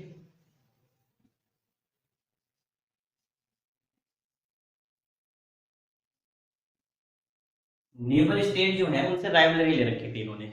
ठीक है, जैसे देखिए राइवलरी किसके साथ ले रखी है, निजाम के साथ ले रखी है, मैसूर के साथ है, और तो और जो स्मॉल किंगडम्स हैं जो फ्रेजाइल मतलब कि जिनका नाम भी इतना इंपॉर्टेंट नहीं है उनसे भी इन्होंने राइवलरी ले रखी है। अवध से तो ले ही रखी थी, वो तो खुद इसके अगेंस्ट था, वॉर में भी पार्टिसिपेट करा, निजाम ने नहीं करा पार्टिसिपेट, मैसूर ने नहीं करा, लेकिन अवध ने करा। ओके, निजाम और मैसूर ने इसलिए नहीं करा, ये साउथ में थे आपको पता है। अवध और जो मैंने एक नाम बताया था रोहिलखंड, इस इन सब से क्या है, इसकी राइवलरी है। तो rivalry from neighbouring state, neighbour state, तो ये भी एक रीजन बनते हैं मराठा के डिफीट का। पॉलिटिकल कॉज बोल सकते हैं क्योंकि एक कंट्री, एक मतलब स्टेट जो होता है दूसरे स्टेट से पॉलिटिकली रिलेटेड होता है। अगर पॉलिटिकली अच्छे रिलेशन नहीं है, पॉलिटिकल रिलेशन अच्छे नहीं है, राइवलरी है उनके बीच में, तो सपोर्ट नहीं मिलेगा। बात क्लियर। इसके अलावा no centralised, no centralised authority, authority देखिए मराठा जब रूल कर रहे थे तो उनकी सेंट्रलाइज्ड अथॉरिटी नहीं थी, एडमिनिस्ट्रेटिव अथॉरिटी जो थी वो सेंट्रलाइज्ड नहीं थी। किसको क्या करना है, एक पर्टिकुलर पावर हो, हेड हो, और उसकी बात सारी माने, ऐसा नहीं था। कॉन्फेडरल नेचर आपको पता है, इसमें इसे पॉलिटिकल रीजन भी लिख सकते हैं, ये मराठा कॉन्फेडरेसी लिख देता हूं मैं। इसका एक रीजन क्या हो सकता है, मराठा कॉन्फेडरेसी। तो मराठा कॉन्फेडरेसी जो है वो भी एक रीजन हो सकता है। कॉन्फेडरेसी जो है इसमें स्टेट के पास ज्यादा पावर होती है, सेंटर के पास कम पावर होती है, यूनियन के पास कह सकते हैं। तो जब यूनियन मतलब कि जब स्टेट के पास ज्यादा पावर होगी, सेंट्रल गवर्नमेंट के पास ज्यादा पावर नहीं है, तो इस केस में क्या होगा, वो स्टेट कभी भी मतलब कि अपनी मनमानी चला सकते हैं। ऐसे ही करा देखा होलकर ने और सिंधियाज ने, इंटरनल डिस्प्यूट थे जिसकी वजह से ये पार्टिसिपेट नहीं करते। तो मराठा कॉन्फेडरेसी भी एक कारण बनती है जिसकी वजह से मराठा इस वॉर में बुरी तरीके से हारते हैं। बात करिए आगे देखिए। इसके अलावा और क्या पॉलिटिकल रीजन बता सकते हैं, मैंने आपको बताया था नो सेंट्रलाइज्ड या पुअर एडमिनिस्ट्रेशन। पुअर एडमिनिस्ट्रेशन बताया था। मराठा ने बहुत सारी टेरिटरीज जीती लेकिन कंसोलिडेशन नहीं करा। मैंने बताया आपको वहां पर कोई पर्टिकुलर अथॉरिटी अपॉइंट नहीं करी जो वहाँ के अफेयर्स को रेगुलेट करे, उनको मतलब कि सॉल्व करे, उनके डिस्प्यूट को सॉल्व करे और उनकी पीपल की प्रॉब्लम को सॉल्व करे। ओके, तो जब पुअर एडमिनिस्ट्रेशन होगा तो जो people surrounding the areas where you are living, अगर वहाँ पर पीपल जो है उस एरिया के यहाँ पे आप रूल कर रहे हैं तो सपोर्ट नहीं करेंगे, एडमिनिस्ट्रेशन अच्छा नहीं है। और मैंने आपको बताया सब मना कर रहे हैं, यानी कि उनको कितने लंबे रूट से फूड लेकर जाना पड़ रहा है, कितने लंबे रूट से उन्हें वेपन्स लेकर जाने पड़ रहे हैं, रास्ते में सपोर्ट नहीं मिल रहा जितने भी उनने किंगडम्स, जितना भी उनने एरिया विन करा। बात करिए, तो ये भी एक रीजन बना जिसकी वजह से वो हारे। बात क्लियर, ओके। तो पुअर एडमिनिस्ट्रेशन, इसके अलावा और क्या बता सकते हैं, इसके अलावा हम कुछ फैक्टर्स बता सकते हैं जैसे weak Mughal ruler, weak Mughal ruler. अब ये कैसे एक रीजन हो सकते हैं मराठा हारे, मुगल्स जो है, मुगल मराठा के साथ है, मराठे के साथ एक कमजोर रूलर है, कमजोर पार्टी है। कमजोर पार्टी अगर मराठा के साथ है, दोनों तो फिर वो उसकी मदद कर सकता है, नहीं कर सकता। अगर मराठा, अगर मुगल से स्ट्रांग होते और उसके साथ मराठा मिल जाते तो फिर इनका हारना जो है, मतलब कि इनका हारना बड़ा मुश्किल हो जाता, मराठा को फिर कोई नहीं हरा सकता था। बात क्लियर, ये भी एक रीजन हो सकता है जिसकी वजह से हम कह सकते हैं मराठा वर डिफीटेड। बात क्लियर, ठीक है। तो ये कुछ फैक्टर्स है, इसके अलावा भी कुछ फैक्टर्स हो सकते हैं, मुझे इस टाइम पर जितने फैक्टर्स याद आ रहे हैं मैंने उतने बता दिए। ओके, तो हमने कौन सा टॉपिक कंप्लीट कर लिया, कॉज ऑफ मराठा डिफीट भी हमने पढ़ लिया। तो हमने क्या क्या पढ़ा, एक बार रिकॉल करते हैं और फिर इस लेक्चर को फिनिश करते हैं। नेक्स्ट लेक्चर में मैं आपको बताऊंगा एंग्लो मैसूर वॉर के बारे में। देखिए, पहले मैंने आपको टाइम लाइन बताई, टाइम लाइन ईयर्स बोल रहा हूँ मैं अभी, ठीक है। नेक्स्ट एक वीडियो बनाऊंगा मैं जिसमें समराइज करूंगा सारी चीज़ों को जो भी बताया अभी तक, यानी कि ये वीडियो उसी में मर्ज होगी जो मैं आपको, जिसमें एंग्लो मैसूर वॉर बताऊंगा, एंग्लो मराठा वॉर बताऊंगा, सॉरी। तो टाइम लाइन में हमने क्या पढ़ा, 1670, एक बार मैं लिख देता हूँ इसे, Maratha establishment, Maratha state independently कब एस्टेब्लिश हुआ, एक ईयर उसका 1674 फॉर्मली एस्टेब्लिश हो गया। डेथ हुई किसकी, शिवाजी की, 1679। फिर 1680 संभाजी रूलर बन गया नेक्स्ट। फिर 1689 मुगल्स ने संभाजी को हराया, उसकी वाइफ को, उसके सन को हॉस्टेज बना लिया। और इसी ईयर में जो है रघुराम जो मतलब राजा राम है वो क्या बन गया, वो रूलर बन गया, नेक्स्ट रूलर बन गया मराठा का। 1700 रघुराम राजन मर गया, डेथ हो गई उसकी लंग्स डिजीज की वजह से। इसी में उसकी वाइफ जो है ताराबाई, वो अपनी सन, उसका सन था शिवाजी सेकंड, उसकी तरफ से रूल करती क्योंकि वो इन्फेंट था। शाहू आया, अपने मतलब कि वो थ्रोन्स के लिए लड़ता है, ओके, और जीत जाता है, ताराबाई को हरा देता है। इसके बाद पेशवा एरा, फिर हमने देखा Peshwa era, era of Peshwa, 1713 Balaji Vishwanath, 1720 Bajirao, 1740 Balaji Bajirao, all strong Peshwa, 1761 Madhavrao. फिर उसके बाद 1772 जो है नारायण राव आया, 1773 रघुनाथ राव आया। ठीक है, ये सब वीक थे। इसके बाद वाले जो है वो क्या थे, वीक थे। इसके बाद फिर माधव मतलब कि सवाई माधवराव जी वो आए। ठीक है, तो इसके मतलब कि इस तरीके से पेशवा नेक्स्ट आते चले गए, लेकिन वो वीक थे। बाजीराव सेकंड सबसे ज़्यादा बेकार था, क्योंकि 1795 में बना था पेशवा।